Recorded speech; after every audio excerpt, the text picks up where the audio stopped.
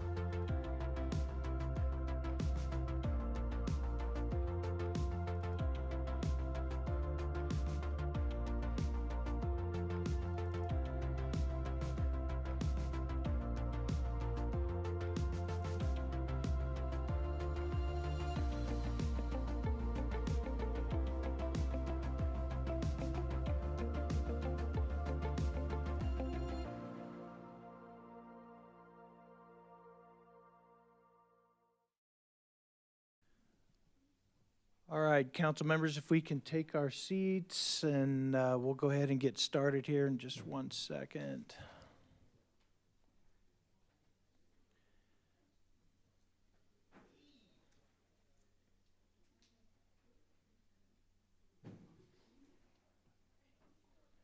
All right, welcome everybody. Today is Wednesday, June 5th, 2024, and I'm going to go ahead and call our regular meeting to order. It is 6 p.m., and I would like to ask our city attorney, do we have anything to report out of closed session, sir? Not this evening, Mayor. All right, thank you. Madam Clerk, do we have any correspondence on tonight's agenda? The city council did receive correspondence in their red folders. Got it in the red folder. Thank you very much. And with that, if you wouldn't mind, please call roll. Councilmember Estrada, Here. Councilmember Carwin, Here. Councilmember Sobek, Here. Mayor Pro Tem Dinas is absent, and Mayor Zimmerman. And I'm here. Thank you. Let's keep our Mayor Pro Tem Dinas in your thoughts and prayers. He's not feeling well, and hopefully he'll be back with us very soon. I'm going to call upon Mr. Daniel Temple, if he wouldn't mind coming to the podium and lead us in some words of inspiration. Daniel is with the Church of Jesus Christ of Latter-day Saints. Oh, thanks, Thank Mayor. you for coming. I was so impressed recently as we honored those who have served at our city's Memorial Day gathering, and I just wanted to recognize all those who have served, especially as we remember D-Day that occurred this week in 1944. All those who have served and continue to serve in their families. So we'd like to recognize and appreciate them. And if you join me in prayer now, please. Our Father in heaven, we're grateful this evening to be here for the city council meeting. And we're grateful for those that serve so diligently within the city. We're thankful for the people and the families that live here, and we ask that would always bless them, bless the children that play on the streets, bless the families that live here in homes, that they may feel safe and secure in this community. And we ask that would guide those who lead and serve in our city. Bless them with wisdom. Please always keep our first responders and our police officers safe. Know that we support and love them. And this prayer we say in thy name, the name of our Lord Jesus Christ. Amen.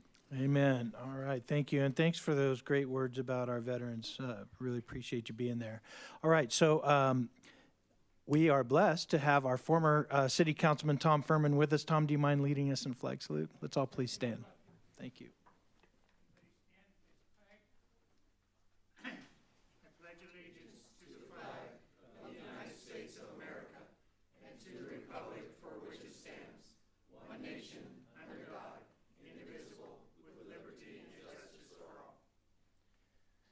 Thank you, Tom. All right, so on item 5, presentations, we have none tonight, so we're going to move on to item 6, agenda approval or modifications. Madam Clerk, do we have any modifications to our agenda tonight? No modifications. All right, so council members, all in favor of approving the agenda, would you please say aye?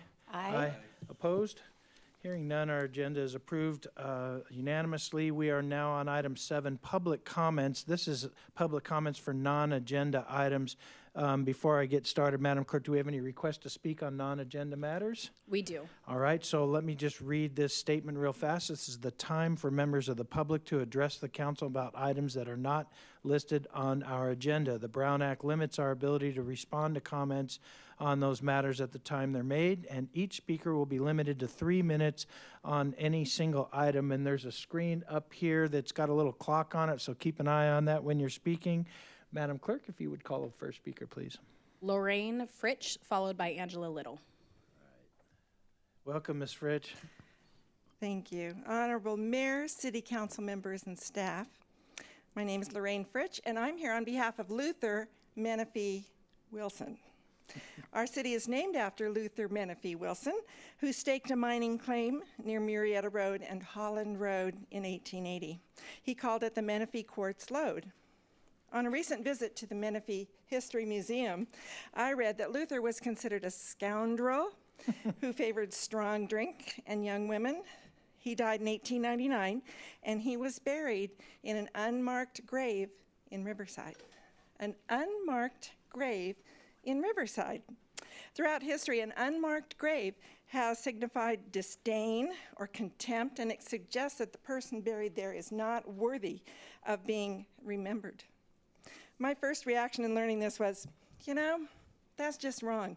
Our city is named for this man, and he's been in an unmarked grave for 125 years. Well, while I was in Riverside last month, I stopped in at the Olive Wood Cemetery, which is along Central Avenue in Riverside, and I asked about Luther's unmarked grave, and the cemetery personnel were very helpful. They showed me a map of where he's buried, and they said that his cause of death was excessive use of intoxicants. Luther Menifee Wilson lived a troubled life, and he had many faults. But our city of Menifee is named for him, and he deserves a marker on his gravesite. According to the Olive Wood Cemetery office, a granite marker with name, date, design, and 10 words of inscription would cost a little over $1,500, and that includes installation. Cemetery personnel also told me that since Luther's descendants did not place a marker on his grave within 10 years of his death, anybody can do so now. And I would envision a marker with his name, his year of birth, the year he died, and an inscription with something like, Menifee, California is named after this early settler.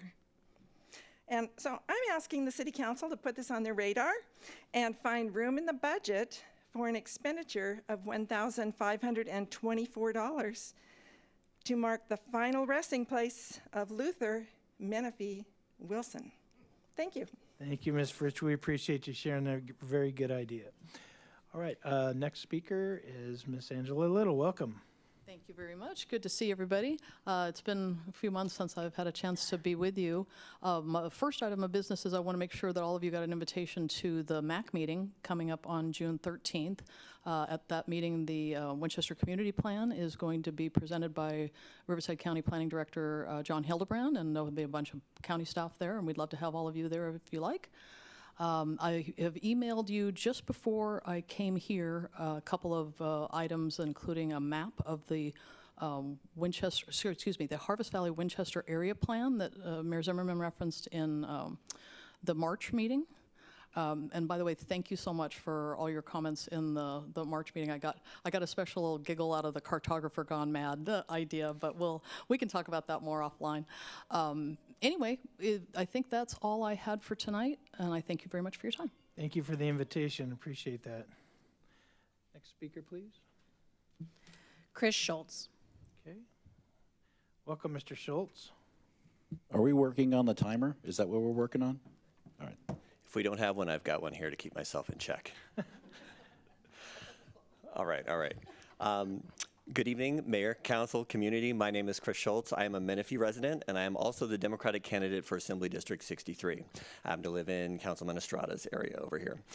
Before I get started, I just want to tell you a little bit about myself, but I do want to echo the sentiments about the Memorial Day commemoration. That was a fantastic event that I was able to attend here at the city.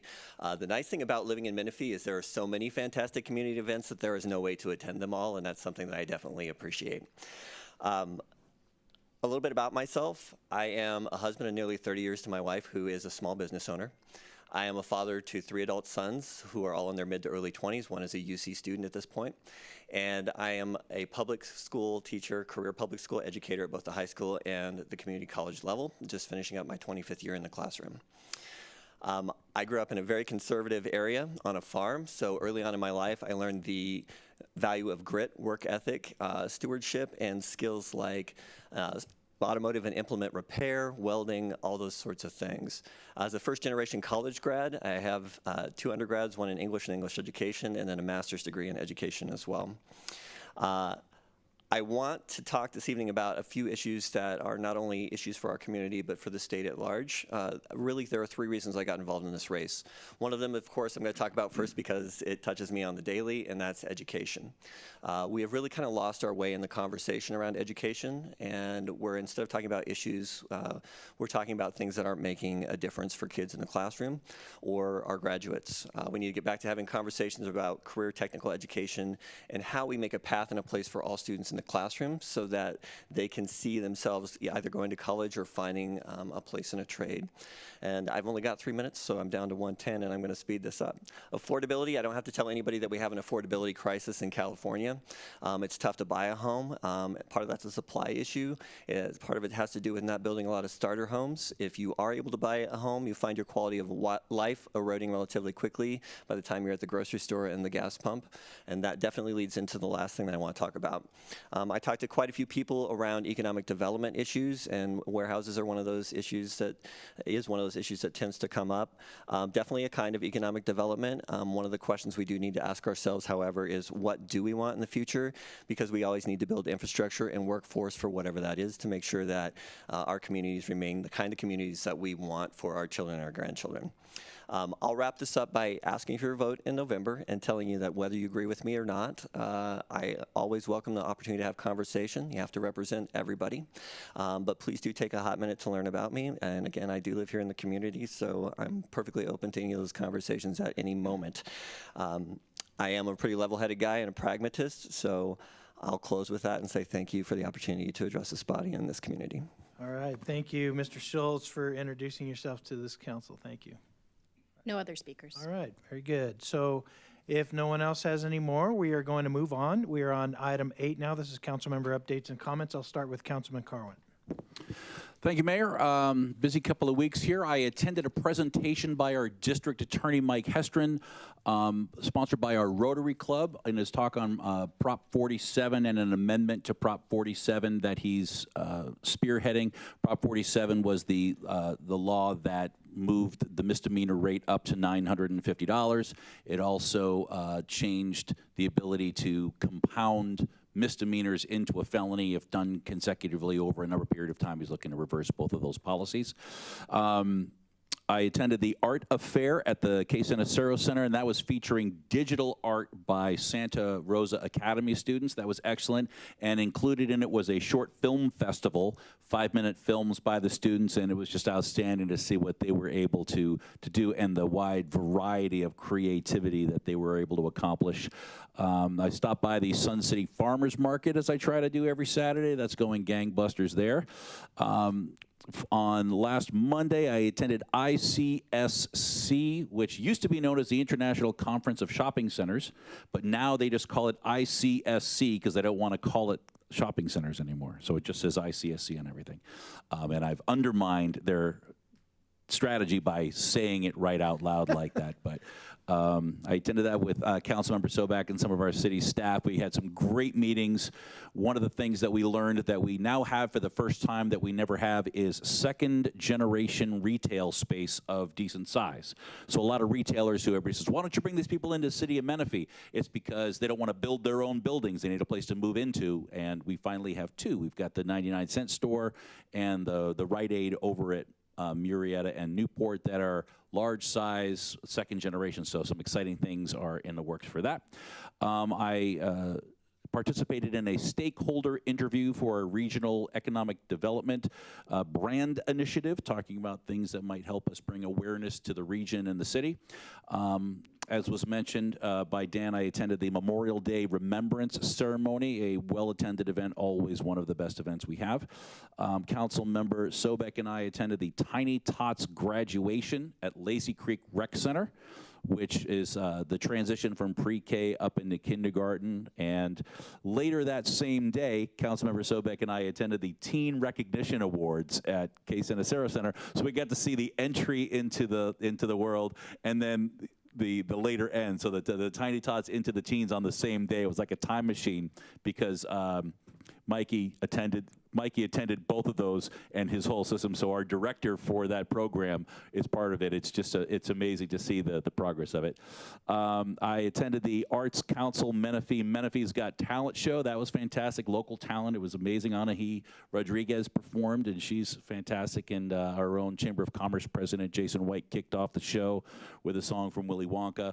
I know that Menifee 24/7 posted a link to a video they recorded. The whole thing, it's on their YouTube page if people want to see it. On Monday, I attended the Executive Committee of the Western Riverside Council of Governments, WRCOG. Nothing Menifee specific to report there. A lot of cleanups, a lot of receiving files. This morning, I represented our Rotary Club in the Rotary Citizenship Awards, where we awarded 2 citizenship awards to 5th graders at Ridgemore Elementary School. I will say their names, Zoe Robbins and Landon Munoz.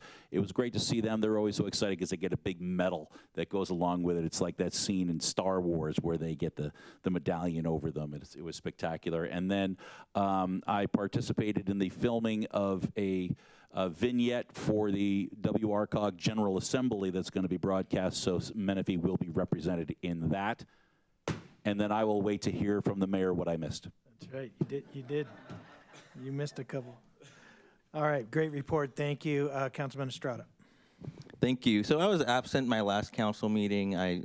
Many of you know I serve in the Air Force Reserves, and I was gone for 2 weeks in Germany, so this order is going to be a little bit out of whack here. So before I left, I'm going to try to get through it real quickly. I went to the Senior Expo May 4th, the Marietta State of the City May 9th, and then after I came back, I went to the Santa Rosa Academy graduation on May 30th, and the Menifee's Got Talent performance on May 31st. But what I really want to focus most of this comment time was is the SCAG meeting I attended May 1st through the 3rd.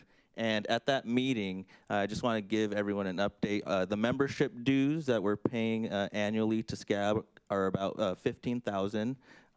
The city of Menifee pays $15,000 for their membership dues. The budget got approved unanimously. But the big highlight that I wanted to share was many of the speakers and developers and consultants basically shared how cities are being built and the new way cities are thinking forward. And the newer generations don't really think of going to a shopping center, and studies have been proving this. Millennials, Generation X and Z, they're no longer looking for places to go shop and buy a nice purse. They're looking for experiences, places to have an experience and share moments. And so when the developers were talking, they were saying, hey, if we can create centers where parks and open areas or places people can enjoy taking a photo or share that specific memory, that's how you leverage people coming to your city regionally, and then hopefully they'll spend a couple dollars at a local store. But that's what's drawing a lot of these consultants and developers to develop their cities. And I just want to keep that in mind because we do have on our strategic plan unique identity. And going forward, I really want to emphasize as a council pushing the unique identity, leveraging how we can be a strong regional influence and bringing more people over here to economically develop our city. So that's what I learned at SCAG, and that's all I got. All right, very good, thank you. Councilmember Sobek's next. Thank you, Mayor. I'd like to be able to share, I have a few pictures that I'd like to share as well. So at ICSC, which you heard about Councilmember Carwin mentioning, I just want to say what a great job that Kayla Charters and Corey Colburn from our Economic Development Department did. The city manager, along with Councilmember Carwin and I, had meetings back to back with all kinds of businesses that would like to come to Menifee. We concentrated on retail, restaurants, and entertainment options. We had some really great meetings, and so hopefully we will see some results from that. That was a great couple days of meetings and great conversation. I attended the 7-Eleven grand opening over on McCall, and just a little bit of trivia, why is it called 7-Eleven? Because it used to be open from 7 a.m. to 11 p.m., and it's now open 24 hours a day.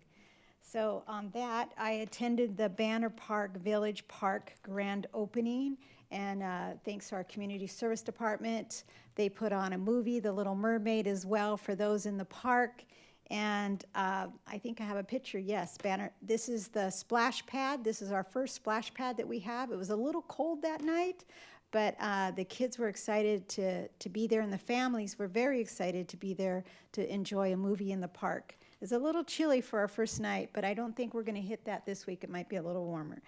Again, as it was said, the Memorial Day remembrance is just a wonderful tribute that we're able to do in the city, and I just want to thank our staff for continuing to do that. They did a wonderful job. And I attended a Menifee Lakes HOA meeting along with our city manager and with our city engineer, talking about some questions and answering questions that they had as an HOA. They're one of the longest HOAs next to Sun City that we have here in the city, and they had some concerns, and we were able to address that. This is the Tiny Tot graduation that you heard about. It was a wonderful event, and then you can see here our youth leaders of Menifee, and this year they surpassed all volunteer hours that they have done the previous years. They have been out at many, many city events volunteering, and they just do a wonderful job. They talked a lot about intergenerational programs that they do, mixing the seniors with our youth and learning from each other and volunteering for each other. And I just love seeing that in the city. I attended this Temecula State of the City with the mayor and some of our city staff, and I attended the Santa Rosa Academy High School graduation. It's that time of year. Oak Meadows Elementary, the mayor invited me to speak with him to their student council they had there at the elementary school. We talked to them about being good leaders and how can they be good leaders. And it's about being kind. It's about thinking of others. And they just such a bright group of children. I attended my regular RCA board meeting for Riverside County. It was just routine matters, nothing to report out this time. I attended this week the Menifee Interfaith and Association meeting, and we had a guest speaker from the county's assessor's office. His name was Stephen Wynn, and we learned that the value of Menifee, where they base their tax dollars, was it $404 billion, or was that the county? That was county. That was county. That was the county. And that they gave a really good report to our city staff and our city manager that we turn in those things that we need to turn in so that we get that percentage back. And I see here I have a note. Menifee is $15.2 billion in value. And that brings back that sales tax to our city. And then our city does a good job turning in those reports so that we can take advantage of receiving back that percentage to our city. I also attended last night the Liberty High School graduation. It was a real treat for me because Principal Erica Tiata, she invited me to give my granddaughter her diploma. So that was just real special. It was a nice surprise for everybody in the family, and it was nice for me to be able to do that. And then we have more high school graduations the rest of the week. So it's that time of year, and I just have to say that our youth in this city are just awesome. So. That was an excellent report. Thank you. All right, so this is since our last meeting on May 15th. On Thursday, May 16th, I went to the Neighbors Monthly Mixer. It's their business mixer down in Wildemar. And then that evening, I was on the judge panel for the business battle at Liberty High School. And the city presented them with some funds for their conference that they're going to do later this year. On Saturday, the 18th, Boys and Girls Club held a family day, and it was great to be there with all the families and the kids. Then we had a history program. It was a field trip at Wickard Farm. Paul Price was the speaker, and there was hay rides, and we got to go over by the great oak tree, and we appreciate the Wickard family for opening up their place. Then I attended to graduate Valleywide, and Angela Little's here. She's one of the board members. She missed the ribbon cutting, so I can tell you today, congratulations. That was why I was there, to say congratulations to Valleywide and I was thankful that you named it Veterans Park, and I thought that was wonderful. There's a really nice monument there with all the branches of our military, and it's a beautiful park. It's right up against Liberty High School. So anyway, well done. And then on Monday the 20th, we had elementary students from Freedom Crest took a field trip to the History Museum, and so I was there to help. And then there was that evening, there was an event called Mayor's All-Stars, and that was the sports night for the Boys and Girls Club, and so it was great to be there to cheer on our kids. Later next week, we're going to have a award ceremony, and I have some of those signature footballs that Jamie Sanchez gave me. So we're going to do a team player of the year and things like that. So anyway, that'll be really nice for our kids. On Tuesday the 21st, there was a chamber wake-up at EMWD. Amanda Fine was the speaker there. And then the Senator Sayardo had a legislative advisory meeting over at Milvet, and I attended that, representing the city. And then on Thursday the 23rd, there was the ribbon cutting, as Councilmember Sobek mentioned, at Heritage Square for the 7-Eleven and gas station that's there, and Councilman Dinas also joined us. And then there was a Rotary Club meeting. The speaker presented, it was the Assistance League. On Friday the 24th, as was mentioned, Banner Park had their grand opening. Councilmember Sobek was there.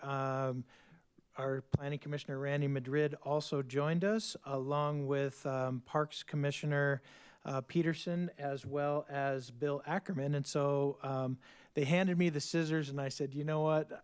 Why don't we have one of our Parks Commissioners do the cutting? And so Bill Ackerman got to cut the ribbon there, and I think that's just a great thing for him to be able to do. It's a beautiful park, and I'm looking forward to being able to have the kids enjoy that splash pad this summer. All right, and then there was a Rotary Club meeting. I think I said that already, so skip that one. I spoke at Miller Jones. I see Linda Blanche is here. Thank you for the invitation. Miller Jones held a special Memorial Day ceremony, and there was a handful of folks that were there that really enjoyed the speakers and the nice fellowship afterwards. So thank you, Linda, for hosting that. On Monday the 27th, we did have our Memorial Day ceremony, Councilmember Carwin and Councilmember Sobek were there. Councilman Dinas really wanted to be there. He was sick, and that was something he called me and just was disappointed that he couldn't make it. But afterwards, we went over to the Oasis community because their Veterans Club held a ceremony as well, and there was a parade there with multiple stops at some of the Gold Star Mothers' homes and places like that. So it was an enjoyable day. On Tuesday the 28th, the Chamber had a ribbon cutting at Patriotic. It's right there on Scott Road, and they collected funds and donated to our police department's K-9 program. So thank you to them for doing that. On Wednesday the 29th, Paris Union High School District, while you guys were at Tiny Tots, I was over doing Student of the Year for our high school district, and I'll just list them. There was two from the Paris area, Paris High School, Jayla Coulter. CMI was Fatina Cerna, and then the three Menifee high schools, Paloma Valley was Elsie Sisson, Heritage High School was Mariah Logan, and Liberty High School was Morgan Tam, who we gave a diploma to last night. But anyway, it's just wonderful to be able to honor our high school, special high school students that were the students of the year. Then after that, I went over to the Urbane Cafe with Councilmember Sobek, and we had a chamber mixer there, and there was great hosts. And then I spoke on behalf of the city to appreciate our Superintendent Grant Bennett, who is going to be retiring. And it was at Paris High School. They had a nice ceremony for him there. And just to let the council know, on June 19th, I asked the clerk if we could have him come here so that we can all honor him as well with a nice presentation. So just letting you know. And then later that night, I joined council members Sobek and Carwin for the Teen Recognition Awards at the K. Sinicero Center. And I agree with you.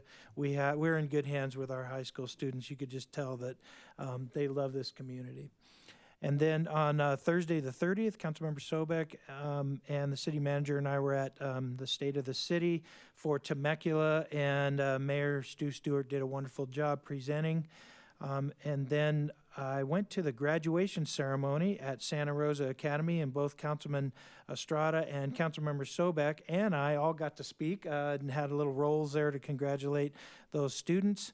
And then Friday the 31st, Oak Meadows Student Council invited Councilmember Sobek and myself, as she mentioned, and also Menifee's Got Talent was that night at Liberty Theater, Liberty High School, and well done to Arts Council Menifee. They did a wonderful job. And Councilman Carwin sang very well. And then yesterday, the Interfaith Council had a meeting that I attended, and then there was a chamber ribbon cutting at Bulldogs. They are waste collectors service in the community, and was held over behind Living Spaces. I attended the graduation along with Councilmember Sobek at Liberty High School. It's their first inaugural graduation class for that high school, so it was really special for them. And then I just wanted to make an announcement. I'm going to be attending, and all of us are invited to attend a Juneteenth celebration. It's going to be on June 15th, Saturday, from noon to 6 p.m. at MSJC's parking lot. So please mark that one down and join me if you're able. All right, that's it. Does anybody else have anything else to add? Hearing none, we're going to move on our agenda. It's been a very, very busy couple of weeks. Let's move on to item 9 now. This is approval of our minutes. This is the minutes from May 15th. There's actually special minutes and also our regular meeting minutes. I think Councilmember Estrada was absent on that one, so you might want to abstain, but can I get a motion to approve those minutes, please? So approved. Okay, all in favor say aye. Aye, and one abstention. One All right, abstain. very good. Thank you, Bill. Yeah. All right, so we're moving on item 10 now. We're on our consent calendar. All matters on the consent calendar are to be approved in one motion unless a council member requests a separate action on a specific item on the consent calendar. If the item's removed from the consent calendar, it will be discussed individually and acted upon separately. Madam Clerk, do we have any requests to speak on our consent calendar items? No requests. Thank you. Council members, do we have any items we want to pull for discussion from consent, or can I get a motion to 10.9. approve? 10.9. How about a motion to approve the balance? Motion to approve the balance. Thank you, and I'll go ahead and second that.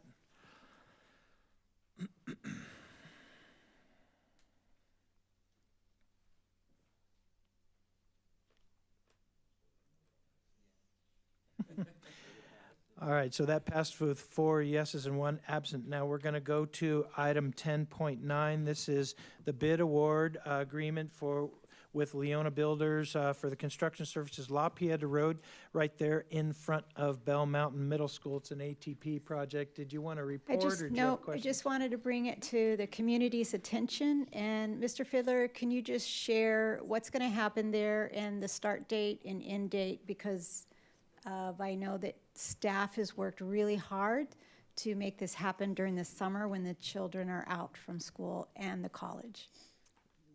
Honorable Mayor, Councilmember Sobek, thank you for bringing this to the public's attention. It is a high priority project for the Public Works Department.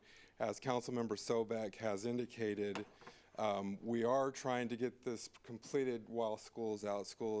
This is the last week of school for the elementary school that's adjacent to it. The college or the junior college is also out at this time. So we're pushing with the contractor to get this started within the next couple weeks. Obviously, we're awarding tonight, recommending to award tonight. We'll do a pre-job and then start construction within a couple weeks with the goal of completing by mid-August before school starts again. There will be some activities that will happen after school starts, but because we have some long lead equipment orders that will take place. But I'll go into what some of the project details are for this. This is a project location is on La Piedra from Antelope to Menifee Road. There are several high priority projects or facilities that are adjacent to this. We have Bell Mountain Middle School, we have the MSJC, there's the library, there's Wheatfield Park, there's a lot of activity occurs within this area, and this project is what we consider a complete streets project. It's supposed to provide access to these facilities by all modes of transportation, whether it's vehicles, pedestrians, bicycles, or transit. So we're trying to accommodate all those modes of traffic to provide better access to these facilities and encourage people to use alternate forms of transportation other than just a vehicle. So the project will be adding some on-street bike lanes. We will be working on some improvements to pedestrian crossings, so what we're calling a rapid rectangular flashing beacons. This kind enhances the crossing zones for the pedestrians as they cross over La Piedra. And it's also consistent with the city's ATP, Active Transportation Plan. This was one of the guidelines. We did get a grant to help facilitate this project, and it will be a significant improvement to the area. This is what the current, on the left-hand side of the screen, you can see what is currently out there. It's a single, or a 4-lane facility with a single line in between. We're changing it to a 3-lane facility with a 2-way left turn lane down the middle. This is what you call a road diet. So you're taking 4 lanes and you're turning it into 2. This project was very amenable to this type of configuration because it's a very short segment of street. It only goes from Antelope to Menifee. It doesn't continue on. So it fit this mold very nicely. It provides better control for the traffic and for the pedestrians and bicyclists. So on the right-hand side, you can see we're putting high-profile crosswalks. That's a continental type crosswalk, so it stands out a lot more than your typical 2-bar crosswalk is for drivers. And on top of that, there will be the flashing beacon. So when a pedestrian walks up, pushes the button, it will activate the flashing beacons on either side of the crossing and in the median. We're adding a street light at one of the locations as well to enhance it at night, because there is still a lot of activities that occur in this area at nighttime, because obviously the college has a lot of activity at night, especially with the new stadium that's there. So there's that, and then Wheatfield Park also has some after-hour sports activities. So this is our funding. We did receive a grant of $23,000 state grant towards the project. So with that, if anybody has any questions. I don't have any questions, but I would like to say that this is a much-needed project in that area with the library, the park, the school, the college, and I look forward to this bringing public's more of a safety issue to that road in that neighborhood. So I thank you for getting the grant, and look forward to this project. What's the timing on start? So we are, obviously, it hinges on the award tonight. So we will schedule a pre-job once all the signatures are in place, and then we'll issue a notice to proceed. We've already asked the contractor to proceed with some of the ordering of the equipment. He cannot, do the purchase order until after tonight, but he does have it ready to go in advance so they can submit that purchase order. There's a street light that does have some long lead times, but we are pushing to get this started as soon as possible to try to meet the break in the schools. And after the Independence Day parade, right there. Whoa. We'll work around it. Yeah. Thank you. Yeah. Yes, that was the question that I actually Yeah. did think about, was our Independence Day. I believe the celebration is on the 29th of June. Yeah. So hopefully that'll all work out. Yeah, we'll coordinate around it for sure, because we definitely need to get them started in some form or fashion, but we will have things buttoned up to ensure that there's plenty of access. Thank Look you. forward to this project. Yeah. So I'll, if there's no other questions, I'll make a motion to approve Okay. 10.9. Yeah, and I'll second. Thank you, Mr. Fiddler. Thanks. All right, and that passed 4 yeses and an absent. We have our next item is public hearing items. There's 2, so we'll start with the first one, 11.1. This is the public nuisance declaration for the Krikorian Entertainment Complex property. Real quick, I want to ask Mr. Melching to clarify, considering action related to the theater property, right? Can you just make sure that we all understand what we're being asked tonight? Yes, thank you, Mayor. When the staff report for this was originally put together, it included proceeding forward with the council's consideration of a public nuisance declaration as to the whole of the Krikorian property, which is roughly divided into 2 features. One is a theater building, and the other is a set of inline retail shops. We've determined we're not prepared to proceed tonight with regard to the inline retail shops, and so what's being presented to the council is a little narrower than what was originally in the staff report. It's going to speak specifically to the theater issue. With that, I'll be happy to turn it over to Ms. Kitzrow to do the presentation. All right, thank you for the clarification and update, and we'll go ahead and turn it over to Ms. Kitzrow, our Community Development Director. Thank you, Mayor, members of the council, members of the public. My name is Cheryl Kitzrow. I'm the Community Development Director with responsibilities over our planning and building divisions. It's my pleasure to present this item to you tonight, which is a multi-department effort with our City Attorney's Office, our Code Enforcement Division, and our Building Department. We have representatives here from each of those divisions. As Mr. Melching said, the focus of tonight's presentation is only on the theater component of the Krikorian Entertainment property, which is located at the southwest corner of Newport Road and Town Center Drive. Start with a little bit of timeline of some of the enforcement activities on the property, specifically related to the theater. In April 2020, construction was halted. Our last inspection of the buildings on the property was conducted mid-April of 2020. In September of 2021, we issued violations of non-compliance and continued issuing those notices. In October of 2023, the city issued a notice of intent to abate the public nuisance. That notice was appealed by the property owner that same month. In February of 2024, an independent third-party administrative hearing officer conducted an administrative hearing on that appeal, and the hearing officer declared that the halted construction on that property site does represent a public nuisance. Subsequent to that determination, staff from multiple departments, as well as a third-party consultant, went out to the site in April of this year to conduct an inspection to further assess issues on the site. The results of those inspections are included in your staff report package. Here are some photos from those inspections, and while we're on the slide, I wanted to take an opportunity to walk the council through the public nuisance conditions on the property. And if you forgive me, I'm going to read some of this so it's in the record.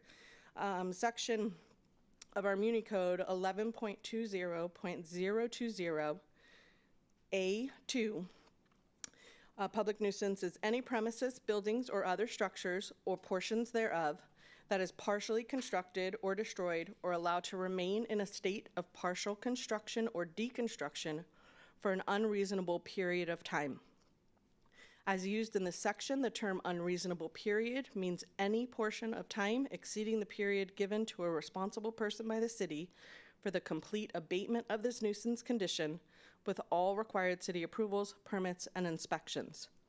One or more of the following factors may be used by the city to establish a reasonable period for the complete abatement of this nuisance. Now it goes on, sections A through J are what we found on the site. The degree of partial construction or deconstruction and the cause thereof. As you see, as you visit the site or from the pictures and the building official's determination that the theater building itself is approximately 5% complete in its construction, and construction activity has been halted for the last 4 years. Section B, whether or not this condition constitutes an attractive nuisance or if it otherwise poses or promotes a hazard to the health, safety, or welfare of the occupants or the general public.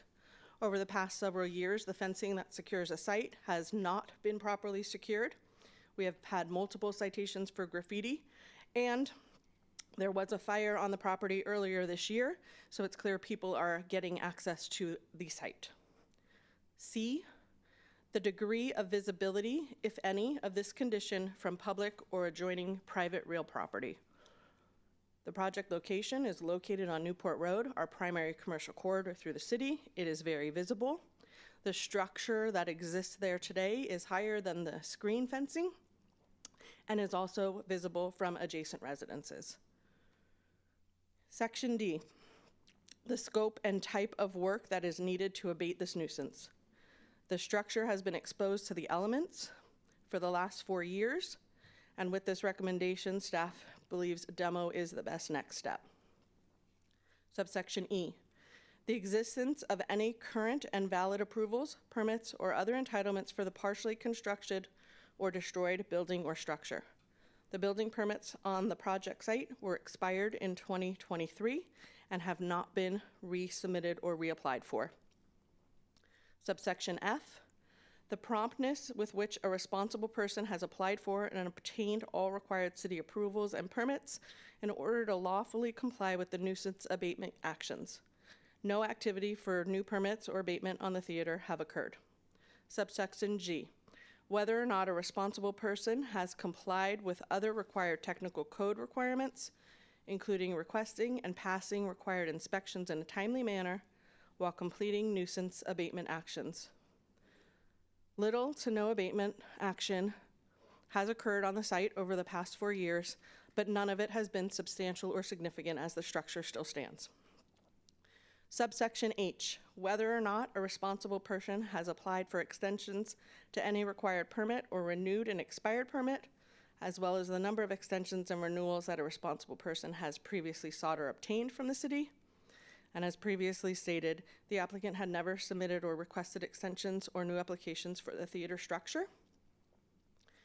Almost done. Subsection I, whether or not a responsible person has made substantial progress as determined by the city in performing nuisance abatement actions under any required permit that has expired or is about to expire.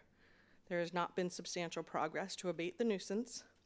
And lastly, subsection J, whether delays in completing nuisance abatement actions under any required permit have occurred and the reasons for such delays.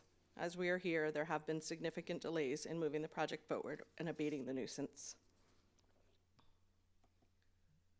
So with that and those findings in those sections, the recommended action from staff this evening is that the council adopt a resolution that declares the theater property a public nuisance pursuant to Menifee Municipal Code Section 11.20.020A2 and those subsections A through J that I just went through, in that the halted theater construction at the property has been unreasonably delayed and is a public nuisance. Furthermore, pursuant to the site inspection conducted in April of this year, the city observed conditions resulting in the property being a public nuisance. And the resolution also includes an authorization for the city to abate if the owner fails to do so in a timely manner. There is a revised resolution in your red folders to just focus on the theater property, as Mr. Melching had mentioned. With that, concludes staff's formal presentation, but certainly available as well as members of the team for any additional questions you may have. All right, thank you, Ms. Kittro. Council members, do we have any questions? No discussion, but just questions at this point. Mr. Melching, did you want to start, and then we'll go to Councilman Carwin. Thank you, Mayor. Just one point of clarification. Ms. Kitzrow mentioned that she's getting support from the city attorney's office with regard to her presentation tonight. That's not me. That's Mr. Duzman, who is sitting over next to Ms. Kitzrow. I'm here tonight to advise the city council on its handling of this item. Oh, thank you for the clarification. Mr. Duzman, what firm are you with? He's with my law firm. Okay, thank you. All right, and with that, we'll go to Councilman Carwin with a question. Thank you. Maybe Mr. Melching can explain, I don't know which one of you wants to take it, but can you give us a little bit of insight as to why we need to do this if the administrative hearing official has already declared it a public nuisance? Why do we then need to declare it a public nuisance? More specifically, why did we need to do additional work by an inspection when it had already been declared a public nuisance? I think I'll let Mr. Duzman take that one. I'll respond to the question with respect to the procedure. And we're just following our municipal code, and specifically section 11.20.130B. And it states that if there's an order to abate and the property owner doesn't do so, then it goes to the city council to declare the property a public nuisance, and an official formal declaration of that public nuisance, and then ordering the property owner to abate and authorizing the city to abate if the property owner fails to do so in a timely fashion. So I want to make sure I understand that we issued a code enforcement request to abate, which was supported, but obtaining an actual court order of abatement requires a second level of action. Like the first one is kind of almost voluntary that they comply with it? So is this like an enforcement action of the prior decision by the administrative? It essentially is. That's correct. That's the way that our code reads. There was a code enforcement notice of our intent to abate. They appealed it. And then as the formal action, it goes before the city council, and then the city acquires the jurisdiction to go and abate. We don't go to a court to get that order. We do go to a court to get an inspection warrant if there's not consent to enter the property and conduct the abatement. Is this something that we need to clean up in our municipal code, or is this how it's normally done? It seems awkward. We have identified a couple of things in the nuisance chapter that do require a cleanup. I don't actually think this is one of those things. The requirement that it go before the city council comes out of, and Mr. Duzman will help me if I get this wrong, I think it comes out of the health and safety code. And so I'll expand a little bit on that. In the health and safety code, there's some procedures for abating a nuisance in a habitable space. Unfortunately, there's absent from state law a parallel path for commercial and industrial. So we borrow the procedure in the health and safety code to make sure that we provide the property owner the necessary due process. And so that's why it's found in our code, and it's found, in fact, in most codes in the state of California. Thank you. That's all I have. All right, a question from Councilmember Sobek. Thank you, Mayor, and thank you for your presentation, Ms. Kisserell, and hope you're getting a good little mint over there. You're having difficulties. So I was looking at this, and with the hearing, and then, well, before that, the owner appealed. When the city declares it a health and safety issue as well, how can it still be there and them continue to appeal when we have a concern with that in our city? I think I'm not going to give a legal answer, but really the due process needs to play out. So in the meantime, if someone was to go in there and there was an accident, who would be liable? The property owner would be liable for that. Okay, thank you. Any other questions, council members? All right, hearing none, I'm going to go ahead and open the public hearing at 6:53. Madam Clerk, would you confirm that the item was legally noticed? Yes, it was. And then did we get any correspondence on this item? The city council has received correspondence in the red folders. Very good, thank you. I'm going to just ask if there's a property representative that is here, and if you'd like to speak. I'm assuming you're Ms. Contreras, is that correct? All right, welcome. Hi, good evening. Honorable Mayor, council members, my name is Andrea Contreras. I'm a land use attorney. I represent Shoprop Menifee, the owner of the property. I'm sorry my client couldn't be here tonight. He would have liked to have been, but he had a business trip previously scheduled to the East Coast, and it was simply impossible.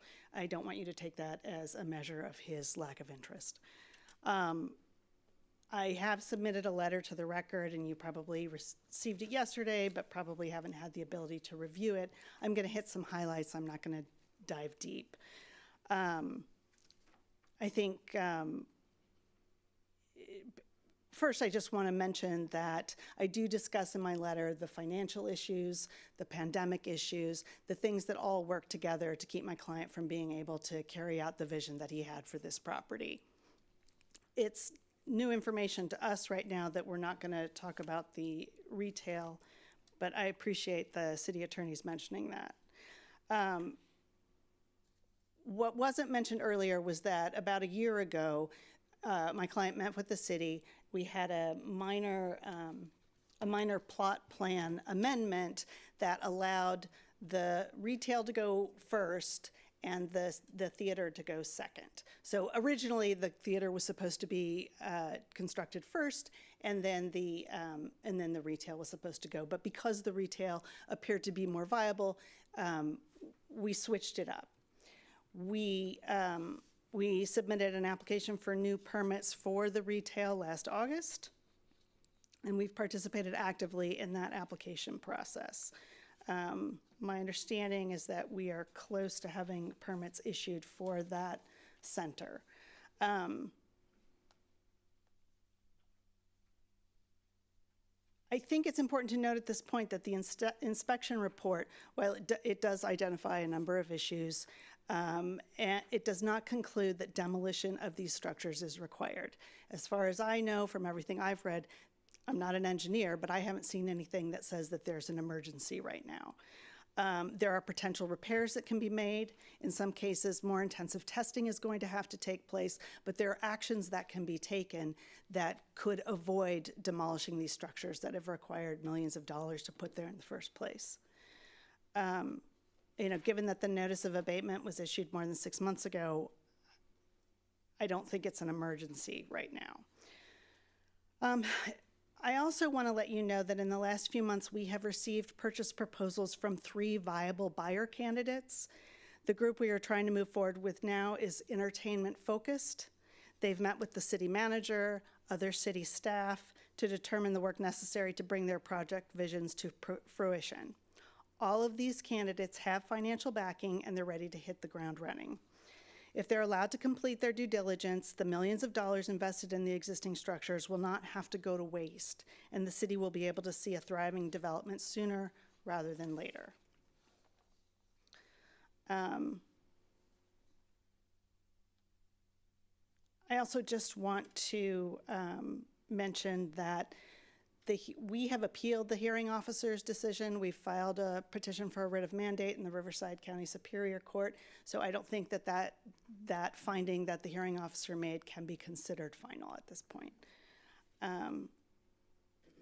Given the imminent completion of our permit applications, the potential for a new buyer, we ask that you reject staff's recommendation or at the very least continue this hearing until a later date.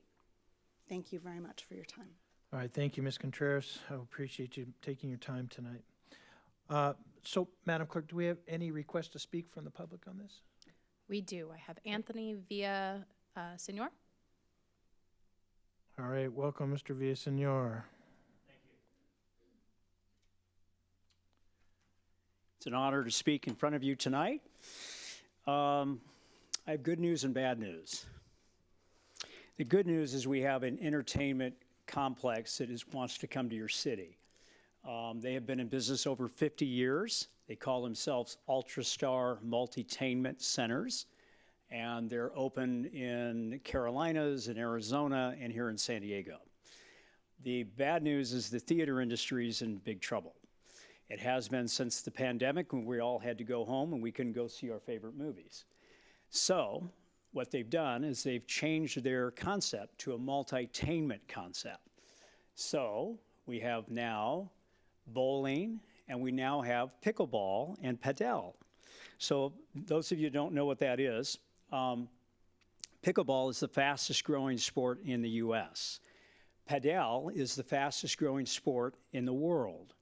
And so all of your friends and our friends are now playing pickleball and going to facilities that are generally under the sun and in the elements. What we're doing is putting it inside. So we're creating a 60,000 square foot facility for your friends and folks and families and companies to come have fun and play a game that everybody loves. It's kind of like standing on a ping pong table and playing outside. So with that, the concept is called Ultrastar Multitainment King of Padel concept. The company is backed by the largest pecan farming growing company in Mexico. They're $500 million strong. So they want to come and they want to be here. And that's why they got together with me and I got together with United Growth, who is our potential buyer for the property. We are now under contract with a letter of intent. We do not have a final purchase and sale agreement yet, but we are looking to have that the next few days. I wanted to let you know that doing this that you're talking about tonight would severely or significantly impact our ability to close. We don't want to let that happen. For the city, for you, I know this has been a 4-year dream to get this open. We would ask you to defer this or move this to another month or two so we can get this done. I think that's the primary reason I'm here. See if I missed anything on my notes. I think that's it. I think we covered it. Thank you. Thank you, Mr. Villaseñor. Appreciate you coming tonight. No other speakers. Okay. So I'll just open it up for council members. Do we have any questions for Ms. Contreras or anyone representing the property? Okay. Ms. Contreras, if you don't mind. It's the perfect height, so this works for me. Thank you. Hi, Ms. Contreras. The representation of Mr. Villaseñor that if we were to move forward with this declaration of public nuisance tonight, it would severely hamper the possible transaction of the property. Why is that?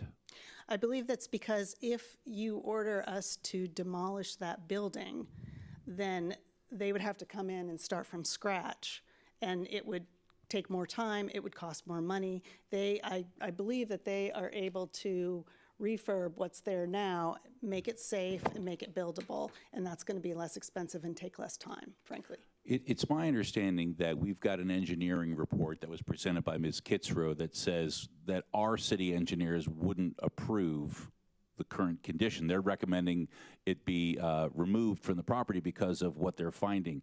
So there would still have to be further engineering studies done. I mean you haven't submitted anything to the city showing that it's safe, have you? I believe that we submitted an engineering report last winter, but I'm not an engineer, and so I can't really speak to what's safe and what's not safe. When the city of Menifee did its inspection that was talked about in the timeline in April, where the photos were taken and upon which our inspection report is done, did your client have engineers there as well? No, we don't. The way the inspection process works is that we don't get notice of that, so we weren't. He may have been there. Yeah. So do you have anything to present to us that changes this presumption from our city engineer's findings to one that the building is presumably safe? I do not, although I don't know about which findings you mean. Well, there was the description of rust, of deficiencies in the foundation, all of those kinds of things that were laid out in the staff report. I guess what I'm trying to find out is the presumption is if we go forward with this finding of public nuisance today, then that undermines a perfectly safe building that can be built upon, and I'm not seeing anything in support of that. I've seen lots of evidence showing that this building is a danger to the community for health and safety, and we've heard that if you do that, we lose our opportunity to build on it. I just don't know why we would want to wait to build on something that our engineers are telling us is unsafe. I understand what you're saying. That wasn't, so I read the report. Again, I'm not an engineer. And I don't know if there's any more to be said to that from our representative here. But what I will say is that what I read was not, this is unsafe. What I read was there's more intensive testing that needs to be done in certain situations, that some things were not, this is a legal term, up to par, but some things that needed to be either reinforced, talked about, what the manufacturer would require, but I didn't see anything that said this has to be taken down. So why hasn't your client done that before now? Well, it's been sitting there since 2020. I think that he's tried to. I think that he's had financing issues. I think that when he came to the city last year, he had some financing in place, but we were not able to complete permits, and then the city declared the permit. We had permits, and then the city declared the permits were no longer good, and so we lost the financing, and we needed to start over again. And I think that it's just been, the circumstances of the pandemic, and I think the circumstances of what happened with financing around that time. We're not the only developer to have that happen to us. And I think that, the cost of supplies have gone up extraordinarily. And so while I believe that he wants to do it, I think that business-wise, he just hasn't been able to. And I think that, there was the discussion of, originally it was supposed to be a, kind of what we think of as a mainstream theater, but the economics of that have also changed. So it's my understanding that Ultrastar, who has submitted this letter of intent, also has not done that due diligence on the structural soundness of the building. They're in the middle of doing that now. Nothing further, thank you. Okay, next up is Councilman Estrada. Yes, this is for our city attorney, Mr. Melching.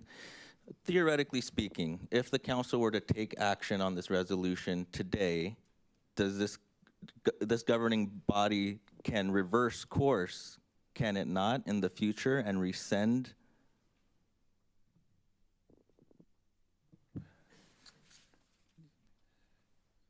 Councilmember Estrada, first, yes. The answer to your question is yes. Second, I think to support what you're saying or to maybe add a little bit to it, the resolution provides for a 30-day period for the owner to abate the nuisance itself. And the council would also have the ability to extend that period if it saw fit, if the circumstances warranted doing that. Okay, thank you for the clarification.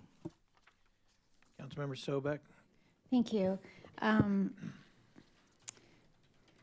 So you mentioned a few times you weren't an engineer, but yet we have an engineer's report that says it must come down and it's unsafe. I don't think it says that, ma'am. I'm sorry to interrupt you. You mentioned that you are not an engineer and you have mentioned that it doesn't need to come down. So I just wanted to clarify that as well. A question for probably our city attorney or Cheryl from our planning department. I'm not sure which one. If we were to approve this tonight as the staff has recommended, and Anthony comes in with his project, would it hold up his project on our end? Or is there a window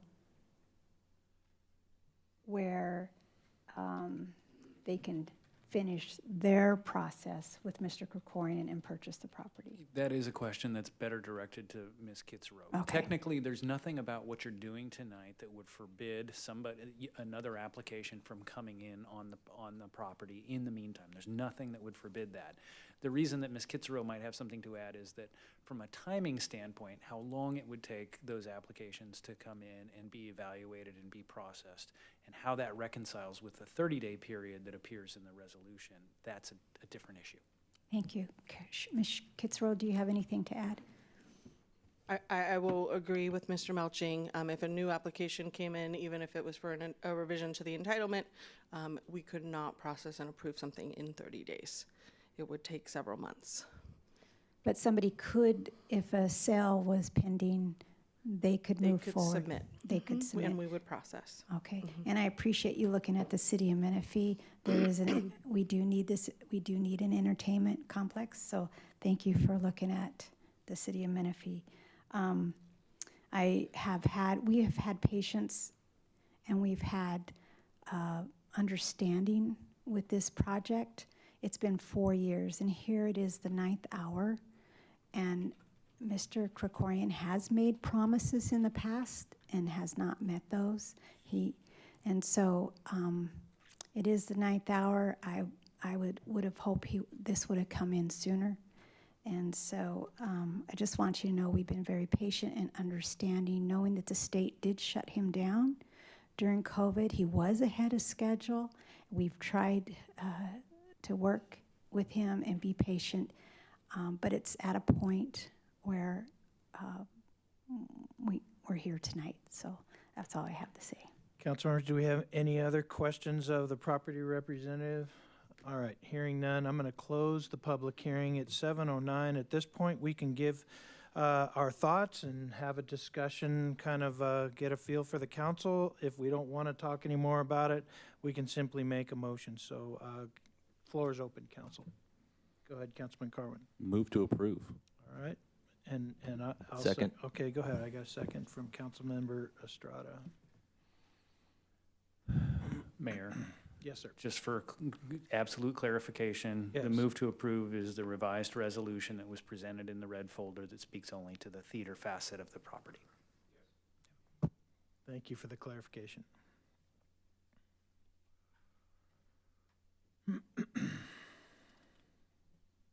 Councilmember Carwin, is your vote screen up to make a motion? I hit move, but I don't have a vote screen.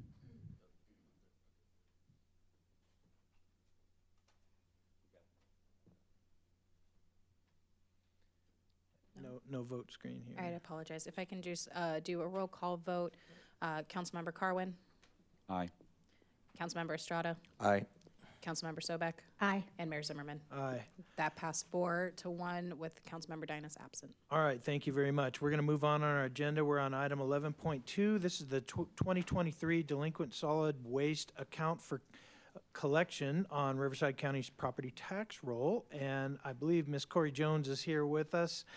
She is a management analyst. Welcome, Ms. Jones. Hi, good evening, Mayor and Council. Thank you for having me tonight. So each year, as a public health concern, solid waste collection services, while they are not suspended, delinquent account balances from the prior year are tax rolled with the County of Riverside. So each year, Waste Management, the city's haulers, submits a listing to the city for council's review to apply those delinquent accounts to be tax rolled for this coming fiscal year. So the accounts impacted are notified. Oh, sorry. There we go. So the accounts impacted are notified. And we do hold a public hearing. So just a breakdown of the fees assessed on delinquent accounts. So we have the principal balance, which is the service charges incurred by the customer. Once they are submitted to tax roll, there's additional 10% penalty added. There's also an administrative fee that's added on the waste management side, as well as a 1.5% interest per month delinquent. Customers do have the option to resolve their principal balance prior to Waste Management submitting the tax roll. This year's deadline is July 19th, so that basically means that if anyone has the ability to resolve their principal balance with Waste Management prior to that date, then they will be removed from the list. So this is a general timeline of the tax roll process. On April 15th, we received the listing of delinquent accounts from Waste Management. May 10th, notices were mailed directly to impacted accounts of the delinquent balance, as well as the process to resolve the balance to be removed from the tax roll. Tonight is the public hearing. And again, July 19th is the deadline for customers to settle their principal balance prior to the official tax roll being submitted to the county in August. So this is just an illustration of where we started from the original list.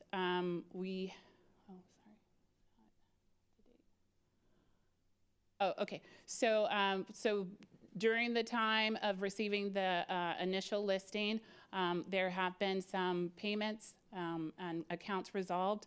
So as of yesterday, we have 2,015 accounts on the existing list. Okay, and we do have Lily Criora here from Waste Management to answer any questions. She's also available for any members of the public that may have questions that she can take offline. All right, thank you, Ms. Jones. Council members, do we have any questions of staff? Hearing none, I'm going to open the public hearing at 7:14. Madam Clerk, was this legally noticed? Yes, it was. Do we have any correspondence on this item? No, we do not. Do we have any requests to speak from the public on this item? No, we do not. All right, I'm going to close the public hearing, 7:15. Council members, any discussion?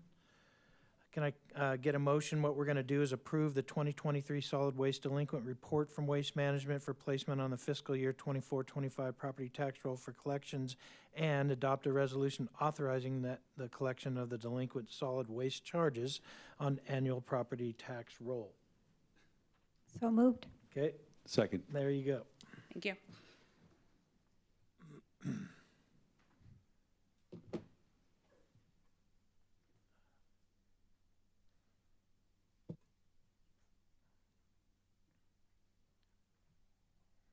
It looks like they pushed it, but it didn't go to you. Okay, I'm sorry.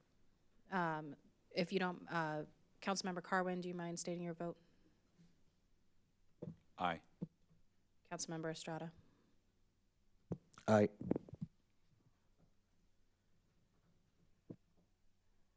That vote passes 4-0-1 with Councilmember Dynas absent. All right, thank you very much. We're going to move on now. We're on item 12.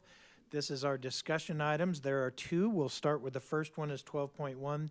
It's the preliminary results for comprehensive classification and compensation study. I believe Mr. Nix is going to present, so welcome, sir. Good evening, Mayor, members of council. IT, if I can have the PowerPoint up, please. As mentioned, this is an overview of the preliminary classification compensation study. I'm Jonathan Nix, the Deputy City Manager, and I also oversee the Human Resources Department for the city. So the city engaged Gallagher, formerly Coffin Associates, to conduct an independent point-in-time study and look at some observations and recommendations based on their professional opinions and experience. They've done these similar studies for many municipalities, cities, counties throughout California. And this is a receive and file item. There's no immediate changes or actions required by the study. So I'll be going over just the study history, the two components, the classification component, which involves the purpose and the methodology and the results, and then also the compensation component, which is some of the survey elements, the data that was collected, and the market findings from there. So the last time the city did this study was also with Coffin Associates back in 2016, but the city looks very different from 2016 to now. Back in 2016, we only had about 67 full-time employees. Now we're at 330, so almost five-fold the number of employees working for the city. And then, we've also added a police department, and then we've had about 50 new classifications. So the study took a little longer to complete because of those components and how fast and rapid the city has grown. So the classification study I really looked at, and what Gallagher looked at, was making sure everything was up to date as far as our class plan and our descriptions for our jobs, ensuring legal compliance with Fair Labor Standards Act, ADA, look at any potential enhancements to our recruitment processes or career paths for current employees. If there's any training opportunities that could be weaved into these job classifications as they're suggested to be updated. Looking at performance evaluation criteria that are within the job descriptions as we meet with our employees, and also looking at the equitable compensation. So again, the point-in-time study of employees and positions, also looking at possible recommendations only to changes of titles and reclassifications. And this is, again, a tool for city departments to review the duties of our current employees within these classifications and clarify any roles and expectations. And then I just want to provide a key term differential for folks at home or anyone else watching this. When we talk about a classification, that could be like a police officer or a maintenance worker. A position is how many of those classifications the city has. For example, we have 74 police officers, like 40 maintenance workers, et cetera. So that's a key differential there. So the methodology of this study that Gallagher used was they had an initial meeting with Human Resources. We had orientation meetings with various employee departments, and then the employees had the opportunity to submit a position description questionnaire. So it's a questionnaire about the duties they do on a daily basis, any project work that they do, and we received a very good response. About a third of our employees filled those out.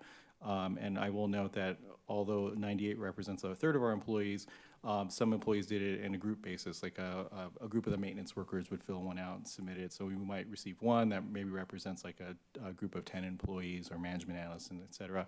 Same thing, we offer the opportunity for employees and supervisors to do interviews with Gallagher to review those descriptions and questionnaires and provide additional feedback on their classifications and what they're doing.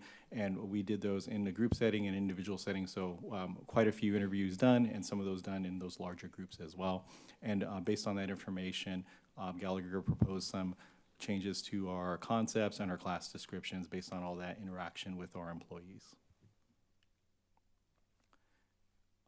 So within the study that's attached to the staff report, there's some recommended title changes, looking at things to consolidate work into broader categories for use citywide, establish consistency with what Gallagher saw within other cities as far as similar job positions, and then also clarify, the level and scope performed. Some of these reclassifications were reflected in the current fiscal year budget. There's a few more recommended on the budget presentation. That is the item right after this. And then others need further review by the departments with possible implementation over time. It really depends on the department needs and our budget capacity and a lot of other factors that I'll go over later. So on the compensation study, the city and Gallagher, we met with all of the employee associations, the 3 police associations, the 3 city associations, and there's recommendations from Gallagher on who compares with Menifee. You'll note that there's 12 cities that were in this study, and we wanted to ensure that at least 10 of those cities had a police department, so there would be a better match. But looking at different things as population, are they in our geographic region, do they provide similar services? And this list was brought to the City Council in October for approval to move forward with the study. So when they looked at the compensation study, they tried to look at that mid-level position, looking at, say, if there's a maintenance worker 1, 2, and a senior, looking at the middle position, maintenance worker 2, same thing for a management analyst. They did a very large sample, so they didn't just take 5 positions, they took 81 of our 133 classifications, which represents 242 positions, 80% of our workforce. So this is a very comprehensive study that looked at a lot of our positions and a lot of our current employees. So as far as compensation, they looked at, of course, the salary, what we're paying on a bi-weekly basis to folks in a monthly way, and then also looked at retirement benefits. What is most common now for our city employees and in other cities is looking at the PEPRA tier for CalPERS retirement.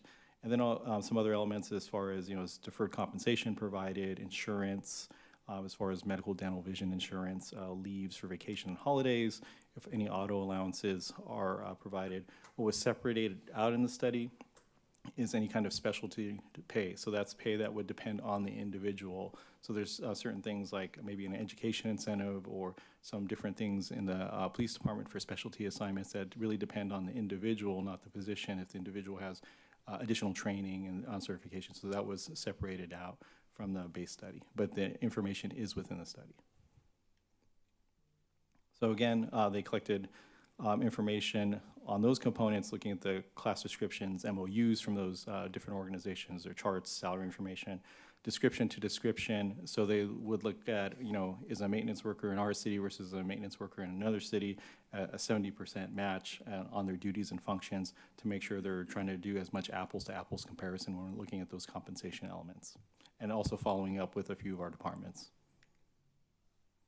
So when they looked at the classifications, they tried to compare that to the median compensation of other cities. And I know the City Council understands this, just maybe for folks watching, median is not the same as average. And so what median looks at is when we're looking at the 12 comparator cities plus the city of Menifee, that's 13 altogether, what is the middle city paying?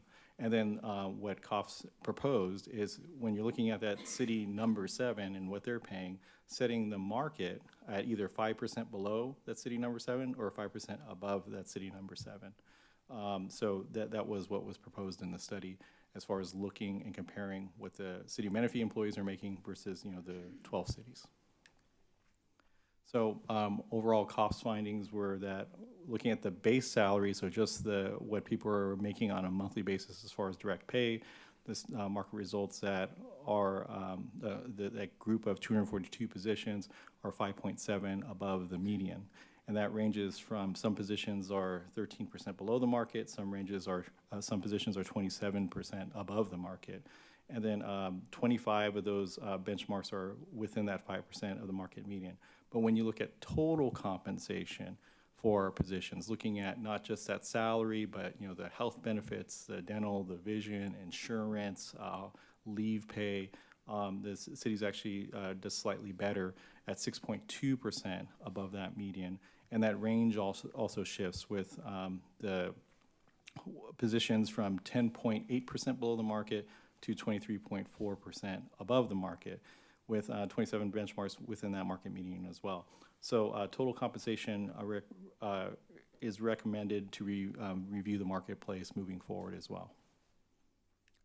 So this is graphically looking at positions. So looking at the study of those positions. So you have the median in the middle, that you have 30 positions that are slightly below the median, 122 positions that are slightly above the median, and that's the market. So you have 152 positions which are within COF's recommended market. You only have 8 positions that are below the market, and then you have, quick math, a little over 80 positions that are above the market. So looking at next steps, we received the completed study in February. We reviewed it with our executive management, and then we had presentations to all of our employee associations in March. We received some feedback in April and May, some comments on a few of the classifications, and then also some comments on the special compensation elements that were separated out from the police department. As mentioned, there's no immediate action required for review of these reports. This is a receive and file item, but the city does have options regarding a compensation plan based on a few different elements in the reports. Pay philosophy, where does the city of Menifee want to be within the market when looking at these different cities. And there are some recommendations for possible increases to positions that are below the market. So looking at those 8 positions that are slightly below the market, there could be a future movement that is separate to move those up maybe 0.5% or 2% until they get up into the market. And then also considering alternative compensation programs, looking at maybe benefits or leave time. And then how competitive does the city want to continue to be to attract people in the future? But again, all that's dependent on our budget capacity to do any of these things. So that completes my report, and I'm available for any questions. All right, thank you, Mr. Nix. It was a very good report. Council members, at this time, we can ask some questions. Councilmember Sobek's up first. Thank you. Just a question. Did you hear back from any city staff or department about any concerns with the class and comp study? There were some comments we received back regarding the new classifications proposed by COF, but again, that's why we're keeping this as a receive and file item. We're not implementing them. We're having those conversations with those employees and with their supervisors and managers, because COF had some recommendations for changes, and the employees came back and said, well, that I don't think that's fully reflective of my job duties. We think it's this. So it doesn't, by receiving and filing the study, it doesn't close the books to those conversations. And that's something that the city will continually do. Look at our compensation, look at our classifications, look at job duties, and make adjustments over time. And will we be receiving that information if there is a change in any positions, or the ones that are below market rate when they're brought up? Will that be reflective in our city budget, or will it be a separate item in regards to this study? Yeah, that'll be something that if we have budget capacity to do that, we would bring that forward to the city council to make recommendations on adjustments. It might be more in maybe at a mid-year or that kind of cycle when we bring our list of positions to the city and city council for ratification. Okay, thank you. Other questions, council members? All right, hearing none.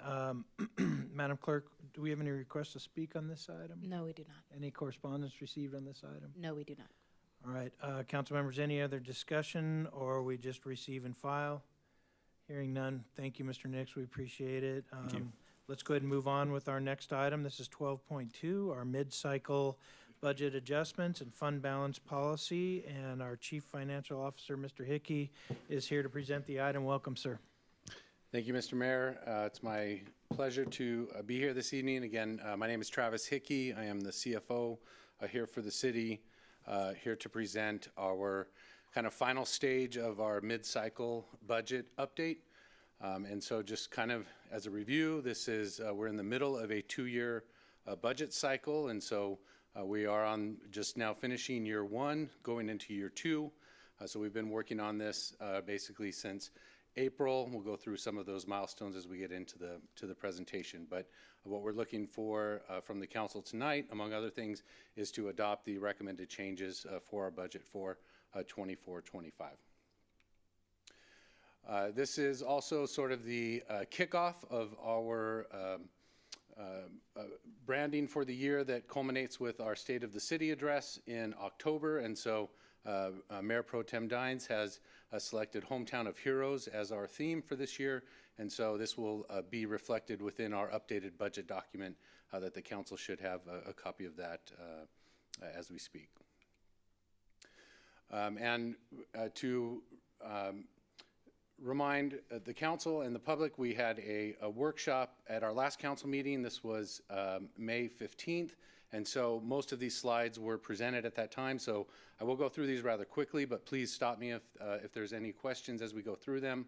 And so there are a couple of new slides. We'll spend a little more time on those. But again, throughout this whole budget process, we always incorporate the strategic plan in there. As noted, there are the components of the strategic plan.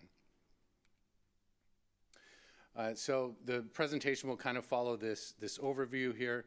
So I won't spend too much time on this slide. This is our clock. You've seen this slide many times. It's updated for our new theme with the Hometown of Heroes, but we are in June and looking to adopt the budget. This is not kind of our last stage with the budget cycle, because we'll come back to the council for the mid-year budget update for fiscal year 24-25. So we had the mid-year budget for 23-24, now the mid-cycle going into 24-25, and we'll come back one more time for the mid-year for 24-25. This is a look at the citywide budget. Draw your attention to the column fiscal year 24-25 proposed adjusted budget. That bottom line figure, $136 million. That's our citywide budget. That number is very close to the number we presented May 15th. There were some minor adjustments in the operating budget for the special revenue and other funds, but the operating budget for the general fund and quality of life fund remains unchanged. A number of factors we take into account throughout this process, looking at the economic forecast. We've met with all the departments and looking at the budget adjustments. We've worked with CIP department in terms of the CIP improvements, as well as engaging with the public in the overall process there. A recap of the meetings that we've had so far. At the April 17th meeting, we had a CIP workshop. We had the Quality of Life Committee meeting on May 7th. We had the budget workshop, as I mentioned, on May 15th, and now here we are kind of in the final stage, June 5th, looking for the budget adoption. So we will shift to look at the revenues. Our revenues, we're recommending upward adjustments of $465,000 for a total of $95.1 million in revenues for the general fund and quality of life fund. In terms of the factors that we have looked at in terms of coming up with these projections, we again covered these in the workshop, but we're basically expecting a very flat year for fiscal year 24-25, if not a decline in some of our revenues. Certainly we had forecasted increases when we adopted the budget last year, so some of our revised and reduced forecasted revenues are not so much a reflection that we're expecting any sort of recession, but just not expecting the growth that we had originally projected into the budget. Looking at our top revenue sources there, at the top line there are sales tax and quality of life. That's our biggest reduction that we're proposing at $1.88 million. Fortunately, that's offset at the bottom there with our interest revenue of a positive increase of about $1 million. We have some other increases in there as well, resulting in that net $465,000 increase I mentioned earlier. That's a look at the various revenue line items. You'd see the number 2 and number 3 on there are the 2 sales tax items where we're projecting decreases, and again, the $95.1 million in total revenue projected, along with the $1.7 million use of fund balance, bringing the kind of total uses up to the $96.8 million. Shifting over to the expenditures, this is a new slide. This was not in the workshop last time. This is on our GAN limit. The GAN limit is part of the California State Constitution that sets a limit on how much governments can spend from tax proceeds. And so really a unique phenomenon to newer cities like us here in Menifee. Most cities don't have any sort of issue with their GAN limit, but because of the factors that went into the birth of Menifee, we are close to the GAN limit, so it's something we watch very closely. And so we still are under the limit, but we're very close. So we are calculating a limit of just under $64.5 million with appropriations subject to the limit at $63.5 million. And the limit is adjusted each year based on 2 different factors, one being the population growth. We can either use the population growth within the city or within the county, and then an inflation growth factor, which is either the statewide increase in personal income or increase in assessed valuation from non-residential construction. And so those calculations are done each year, and that's part of the recommended actions we're asking the council to adopt tonight. This is a look at the general fund expenditures by department. Again, these are unchanged from our workshop last time. The bottom line there, $96.6 million in the proposed use of money, including both the operating budget and for the general fund, as well as the quality of life fund. This is essentially looking at the expenditures in a graph format. You know, like most public agencies, municipal governments, public safety is the largest user of our driver of our expenditures at a little over half of the general fund and quality of life budget, again at the $96.6 million total there. So recap of the adopted and adjusted figures that we're proposing for personnel costs, operating, maintenance, and capital outlays. We'll look at each of those kind of individually. At the bottom there, you see our adjusted operating expenditures. That's $94.58 million, and that's the figure we use to calculate our reserve funding level that we'll talk about at the end. This is our summary of the personnel requests. In here, this is we are actually projecting eliminating 2 positions, going from 334.5 full-time equivalents to 332. You see the 2 positions that we're proposing to remove from the listing. At the bottom is the reclassification request, which we covered at the workshop last time. However, the 2 bottom ones were added since the workshop, and this is the upgrade of the Deputy Human Resources Director to a Human Resources Director, and the downgrade of the Economic Development Director to an Economic Development Manager. And so we have added those since the workshop. This talks about the capital outlays and operating and maintenance expenditure changes that we're proposing. We talked about these at the workshop, so I will continue moving unless there's questions.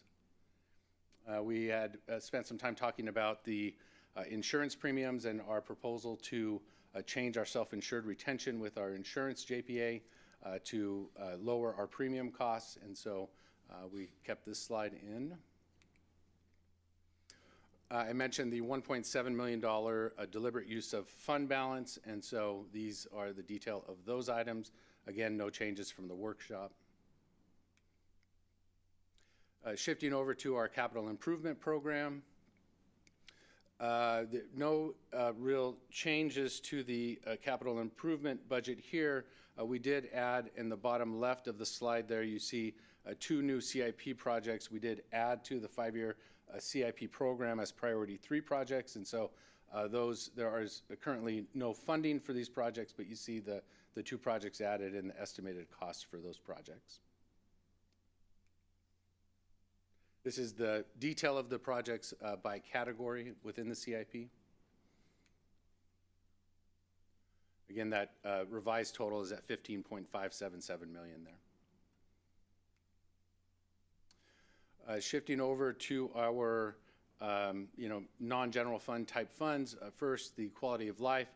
This was just as a reminder, I mentioned it earlier, but we did meet with the Quality of Life Committee on May 7th, and they recommended approval of the revised proposed budget for the Quality of Life Fund. And that's a look at the fund there. The decrease in the sales tax revenue offset by the increase in interest income was a net reduction of just under $734,000, and so we reduced the budgeted expenditures for CAL FIRE by that $733,000 and shifted that to the general fund to absorb those costs.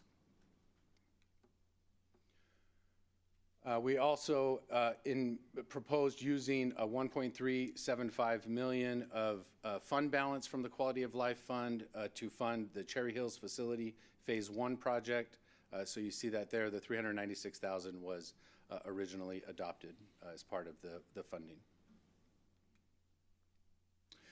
Shifting over to our internal service fund, our gas tax, and our other funds, there were some minor revisions to those figures. You see in the column, the FY 24-25 adjusted, and the light colored column there. In the middle, the figures in bold were all updated and adjusted very minorly from the workshop last May 15th. And so that's what we now have there. So.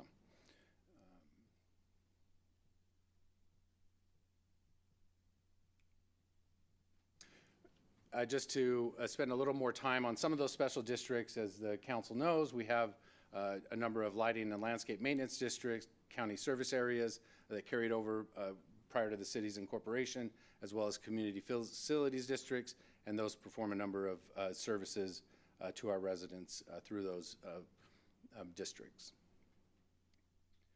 We also wanted to point out in the LLMD 89-1 and CSA 145, the funding for those districts falls short of the expenditures for those districts, and so there is a total of $120,000 contribution from the general fund to cover the services in those districts.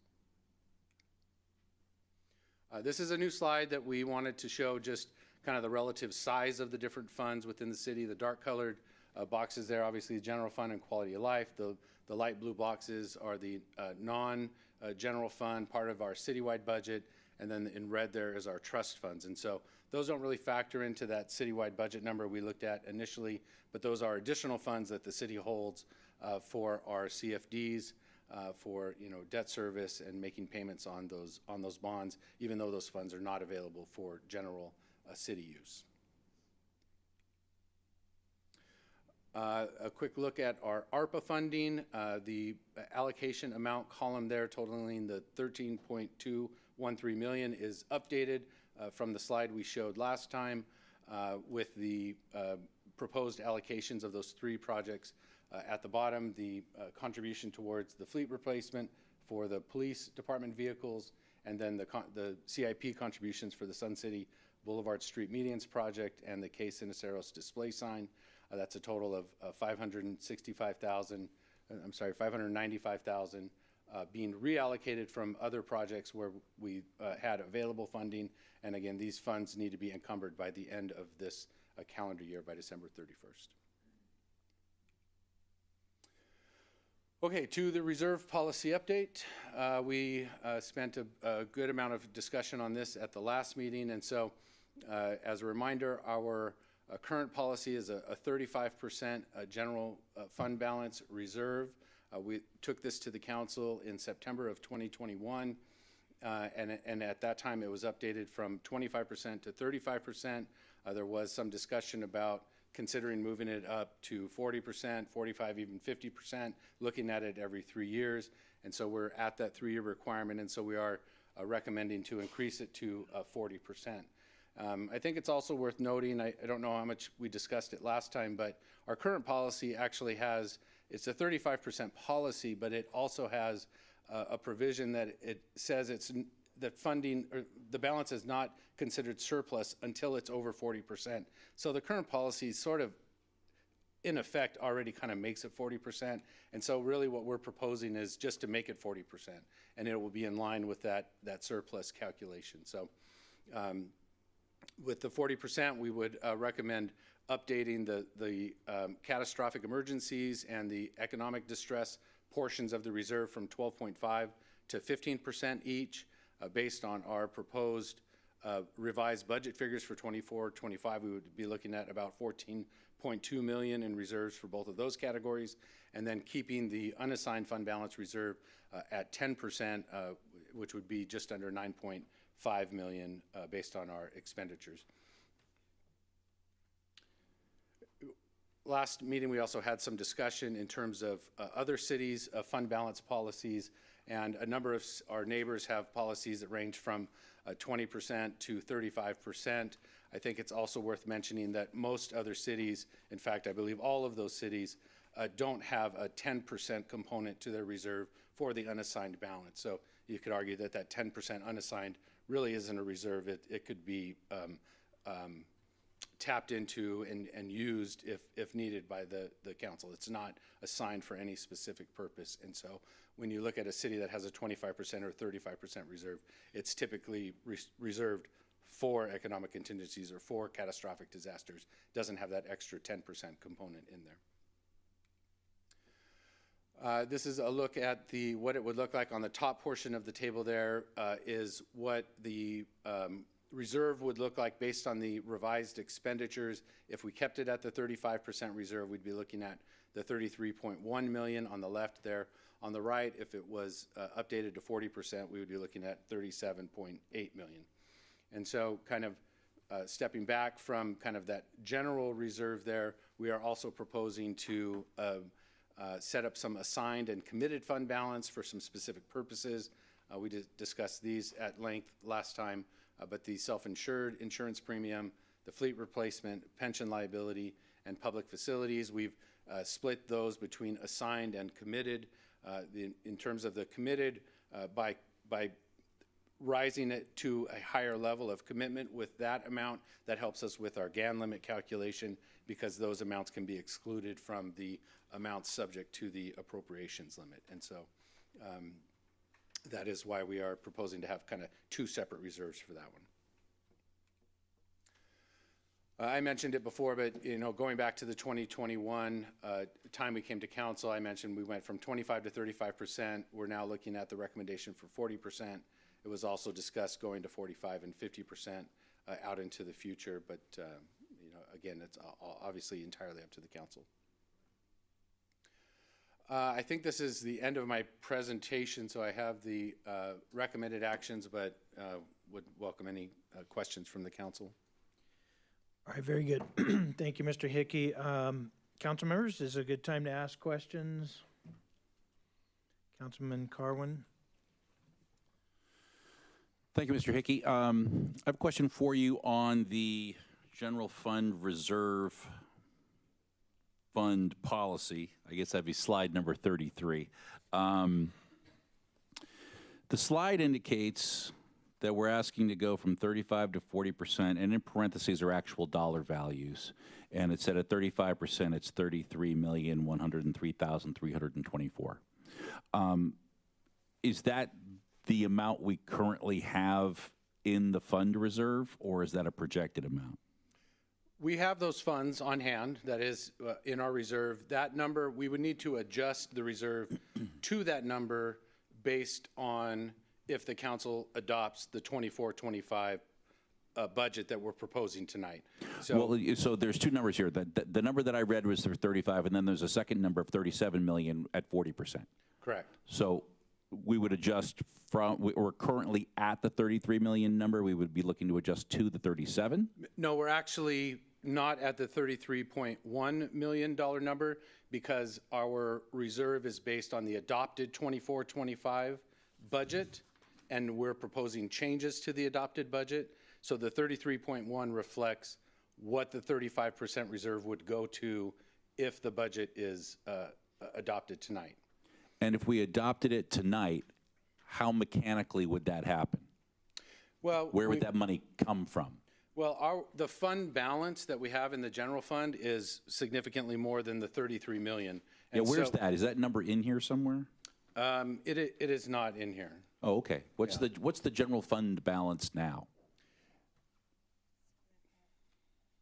It's, good afternoon, Margarita Cornejo, Deputy Thank you, Ms. Finance Director. Cornejo. Thanks for stepping up. So this is summarized in your guys' staff report on page 21 of it. It is just under $5.3 million that we're looking at, more or less, and we're talking about the year that ended, that 22-23. But that has to take out, that 5.3 is after we take out the reserve.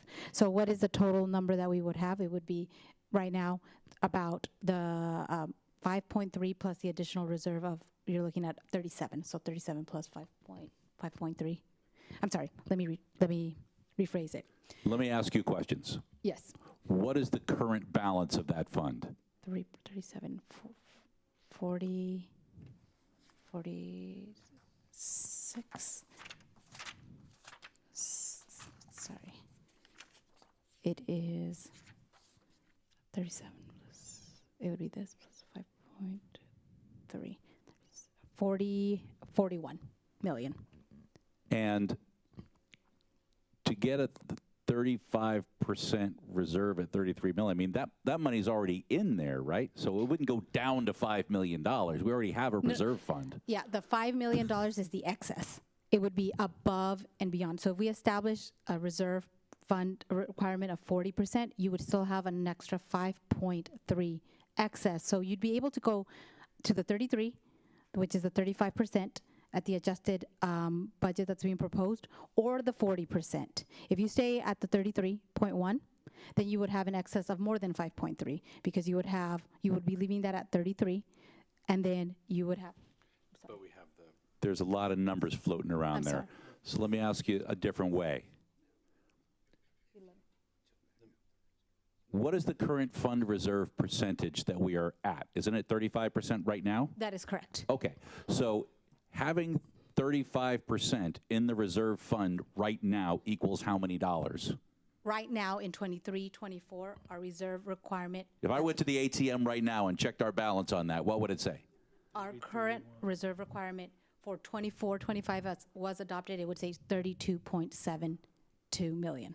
32 million. That was Okay. adopted.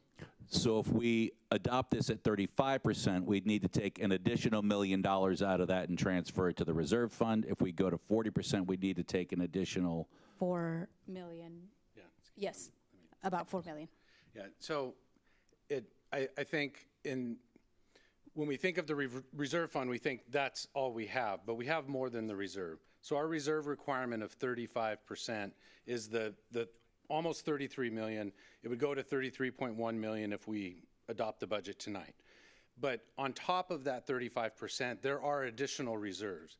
And on top of the 35%, or let's just say 33 million, the additional reserves is another layer of 5%, which is additional reserves that under the current policy, we don't consider part of the 35%, but we also don't consider them surplus because the policy says it's not surplus until it's over 40%. So we have this layer of, say, roughly $5 million on top of the $33 million, which if we went to the 40%, that would put us at the $37 million. So the reserve fund is not a separate account. It's a subset of the general fund. Correct. It's essentially what you have in the general fund, the assets minus the liabilities at the end of the year, what you have available to fund things. And on top of the 35% plus the 5% we also have a surplus reserve, which is above the 35 plus 5%. And that's the roughly $5.3 million. That's what you were saying. Anything above 40% is considered surplus Correct.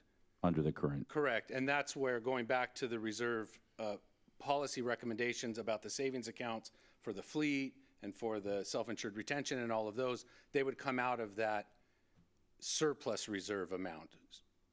You know. All right. It was a long way to go, but I think I got it. Okay. Thank you. Yeah, and I'm sorry for the confusion, but. All right, other questions, council members? All right, hearing none. Madam Clerk, do we have any requests to speak on this item? No requests. Any correspondence on the item? No correspondence. All right, council, any other discussion?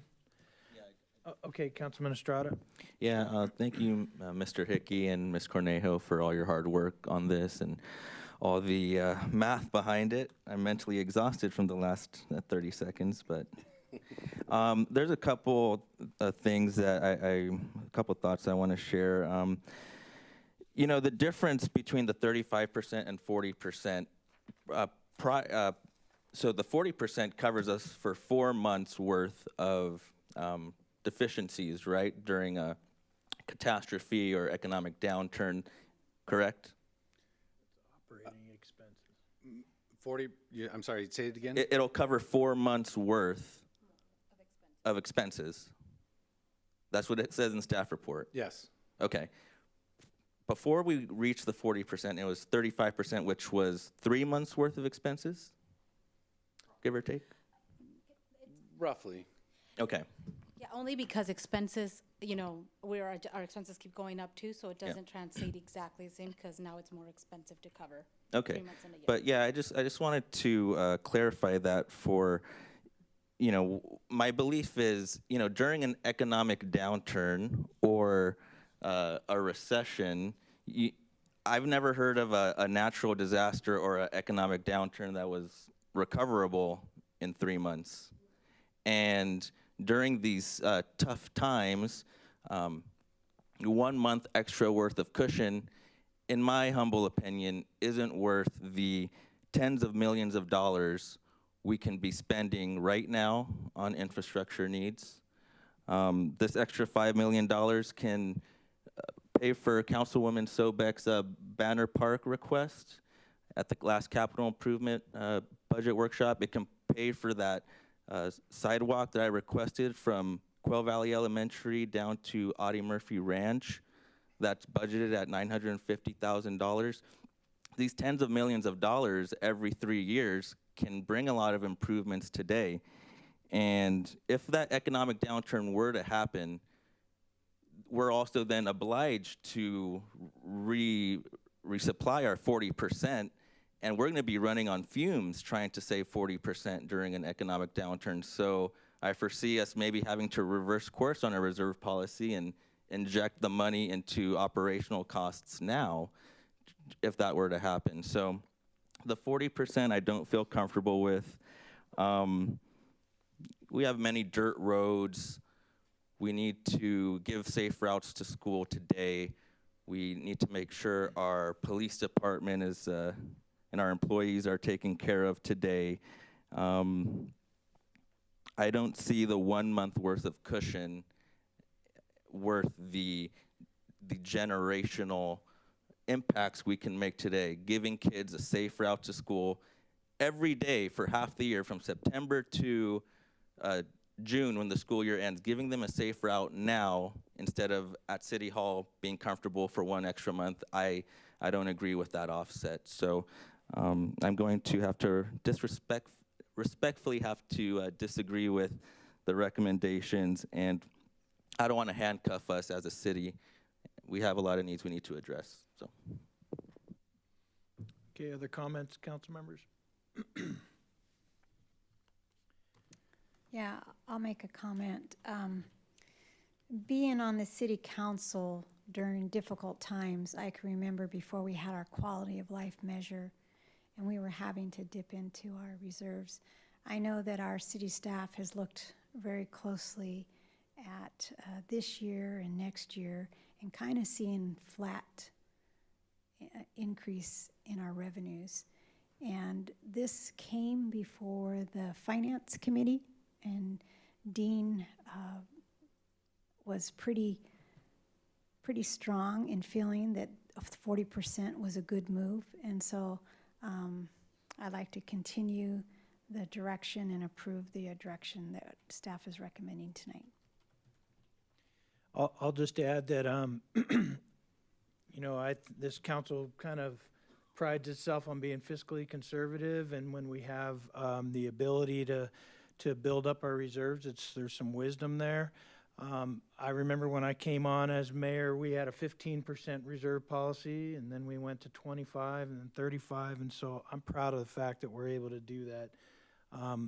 One thing is, and Councilman Estrada, this is what you brought up, is something that I have talked about with our city manager as well. Can we just take this money and do more CIP projects? You mentioned a couple that you'd like to see. And there are actually CIP projects on the list that are funded, but we don't have the capacity right now with staff to be able to get a lot of those projects done. They're kind of backed up there. That's where the bottleneck is. It's not necessarily throwing money at it. It's going to make to the ability to get more done. So, but I'm with you, because I asked that same question. Could we program this more money? When you get elected, you want to deliver to the public, right? And look at what I'm doing. I'm accomplishing so many things with the money instead of putting it away. And that's why a lot of us encourage, hey, let's come up with some new ideas and new projects. These are things that we need. But we also hear that, you know, there's limitations staff-wise and the ability to be able to design and deliver something. I love that project of yours, the Getz Road. Needs to happen. Safety for our kids. The sooner the better. If I had a magic wand, we'd make that happen tomorrow. But we got to design it and we got to do all the things, so it takes a little bit of time. So it's just a matter of what are we able to do, and can we take the money and put it to use right now, or do we have to just kind of time these things in a natural time frame? So And I agree. It's you know, it'd be prudent of us to be, you know, fiscally responsible and have savings and be ready for that emergency. But I mean, I didn't even mention how our neighboring cities are well below the 35%. You know, when I heard the 35% initially, I'm like, all right, like, you know, we're ahead of it. We have a little bit more than our neighbors. But now, you know, the recommendations are 40, then 45 in 3 years, and another 50% in another 3 years. And that doesn't include the other 5 dedicated savings accounts that we have for public facilities and insurance and liabilities. And I feel we're okay right now. And so I don't want to handcuff ourselves and be in a position to where we can deliver today. So I appreciate your perspective, and I'm going to have to respectfully push course in a different direction. And that's totally okay, and I respect your opinion too. And again, like I said, it was kind of the questions I was asking last year and the year before. And can we deliver more now? It's what we always hope to be able to do. The good thing about it is, by putting money away, it's not like we're locking it up and losing it and it's vaporizing. It's always there. It's our money, and we're allowed to use, especially the unassigned fund balance, for lots of different things. It helps us balance budgets. I'm here to tell you there will be a day, and Mr. Furman can tell you, when we have to tap into reserves in order to balance budgets. We're going to have tough years. We've been so fortunate over the last 4 or 5 years to have overages each year and carryover funds. We're blessed for that, and I'm thankful for that, because it's tough when you have to start making cuts and you know, doing all the things you got to do in order to balance a budget. And one of those things is to tap into reserves. So it's always going to be there. We're not losing it. It's there for the day when times are very tough. Sure. One last thing. Yeah. So if we increase it by 5%, that's at least $5 million per year, you know, because our general fund is what, 80, 90 million. So 5% of that would be roughly 5 million. The next time we revisit this will be in 3 years. So 3 times that 5 would roughly be around 15 million we're putting away. But I just can't, it's not clicking for me. 1 extra month of comfort during a recession, which lasts years, maybe has generational impacts. That 1 month isn't worth it to me. So I would like to clarify one thing, and I don't know if you heard it clearly and understood it. So right now, and this was explained to us in the finance meeting, where right now we actually have a 40% reserve, but we don't call it that. We have a 35% plus a 5%. And one of the things we're doing is cleaning up that language and making that clear. It's already there, we're already doing it. Now, instead of calling it 35, we're calling it the 40, which it should be. So there's really not a big difference in what we're doing tonight from what we've already been doing. And staff, is that correct? Can you clarify that? No, that's exactly correct. Thank you. Okay, I do understand, and I think it should be 35%.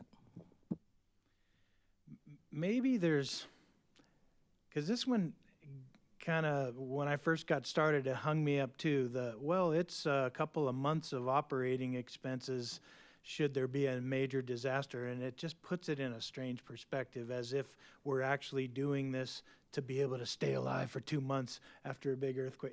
That's not really what it's all about. It's just, I guess, a frame of reference to kind of give you an idea of what we're talking about with the amount of percentage. But it's not intended for that 2 or 3 month survival, right? I mean, I couldn't ever imagine a scenario where you would have no revenue for any period of months. Right. I think it's more just a way to measure, against other cities. And as we talked about at the last meeting, there is no amount that is mandated by law or that says you have to be this percentage or that percentage. It's unique for every city. And as we talked about, this is a newer city, and particularly our quality of life fund is newer. And so, the newer you are, the more volatile those revenues would expect to be. And the more volatility you have in your revenues, the more you want in your reserves. And so if you're a more mature city with more stable revenues, then you can get away with less money in the bank, so to speak. It's just really, I think, in coming back to what we talked about from 2021 and the chart showing the projection up to 45 and 50, I'm not suggesting that we should be 45 or 50. I'm just showing what was discussed at the 2021 council meeting. But the idea was that we would build our reserves. And I think what we're asking tonight is really just to formalize what we're already doing, because we have the 35% reserve, but we're always calculating that extra 5%, and then we don't consider anything excess until it's over the 35 plus 5%. So this would just make it 40%, and the excess would be considered the excess. So, but that's just my perspective. I'll tell you, I wish Councilman Dinas was better and was here, because he's got a great way of helping me understand a lot of things, at least. All right, Mr. Villa, did you want to share something? Yes, Mayor and council members, can we maybe put that slide up that shows the sources of revenue?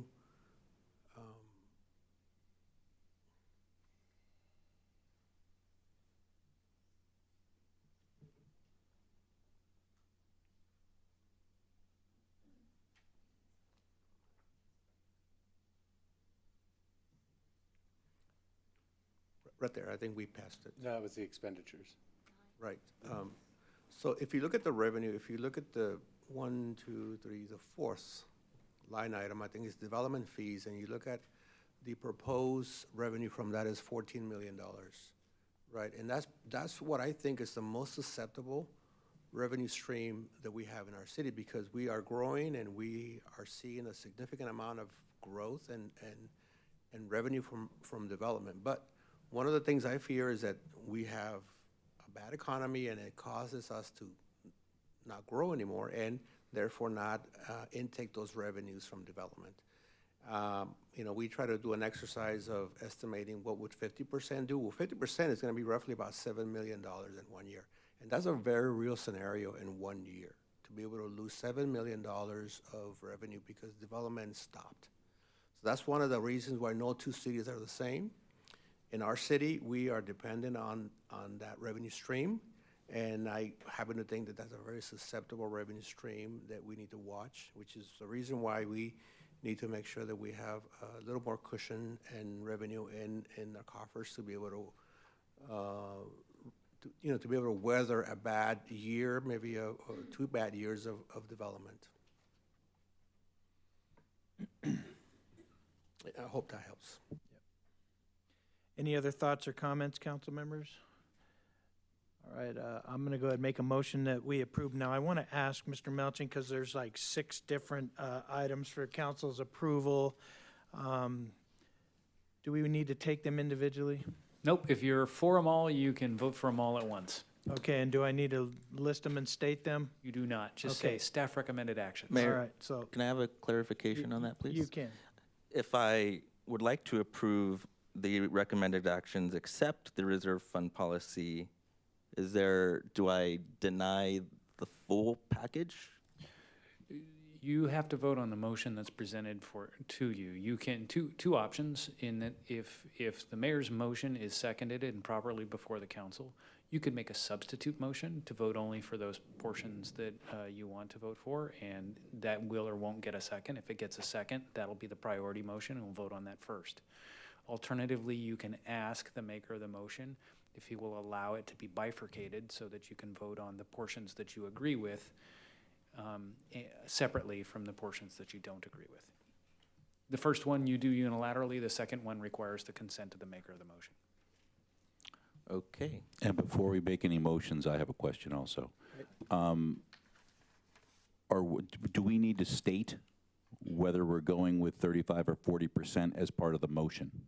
Well, The staff sorry, yeah, Mayor. I was going to say staff's recommendation, which is the 40%. The staff recommendation is the 40, okay. So let's just try it. I'm going to make the motion to do staff's recommendation, and if it fails, then we can try a step-by-step one. Okay?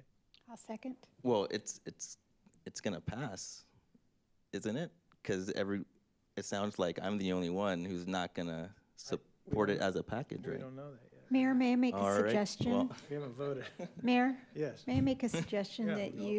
you go with, that you make a motion to go with staff recommendation 1 through number 5 and leave number 6 as a separate motion? Can you do that?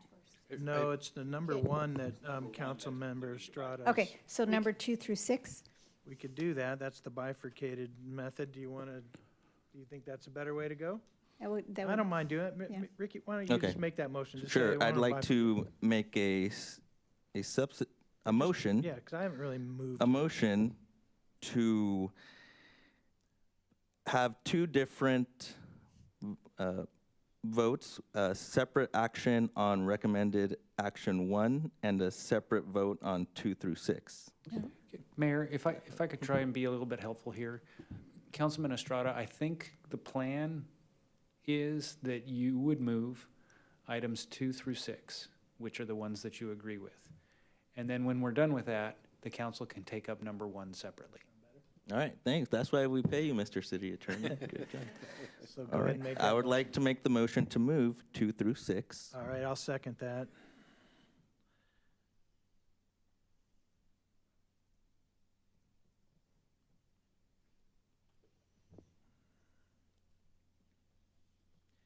Okay, and then I'm going to make a motion to approve item 1, the adopted revised fund balance policy for the general fund. I'll second.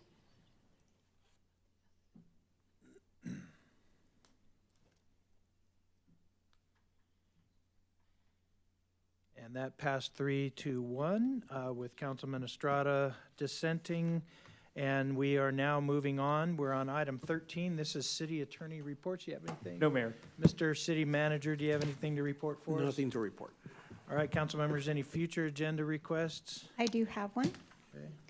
So it was interesting when we were at ICSC and the conversations that we had about development in the city, inspiring economic development.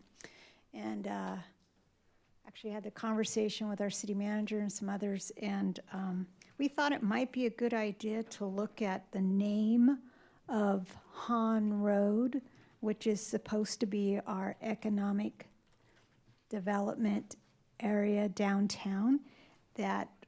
And so I'd like, and this, like something like a Han Parkway, which gives it more of that name, so that I would like to have this on as a future agenda item so we can discuss this. We could change it to Comet View Parkway.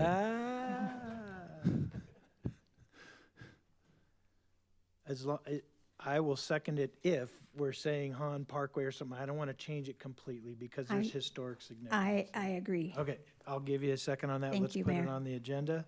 And then Councilman Estrada, you wanted to make a request? Yes. I get a lot of calls and emails, especially representing a rural district, about dirt roads. And I know as a city as a whole, about 50% of our roads are actually dirt roads, 50%. So this applies to all of our districts and citywide. So I would like to request a report on options on how we will be able to pave these dirt roads.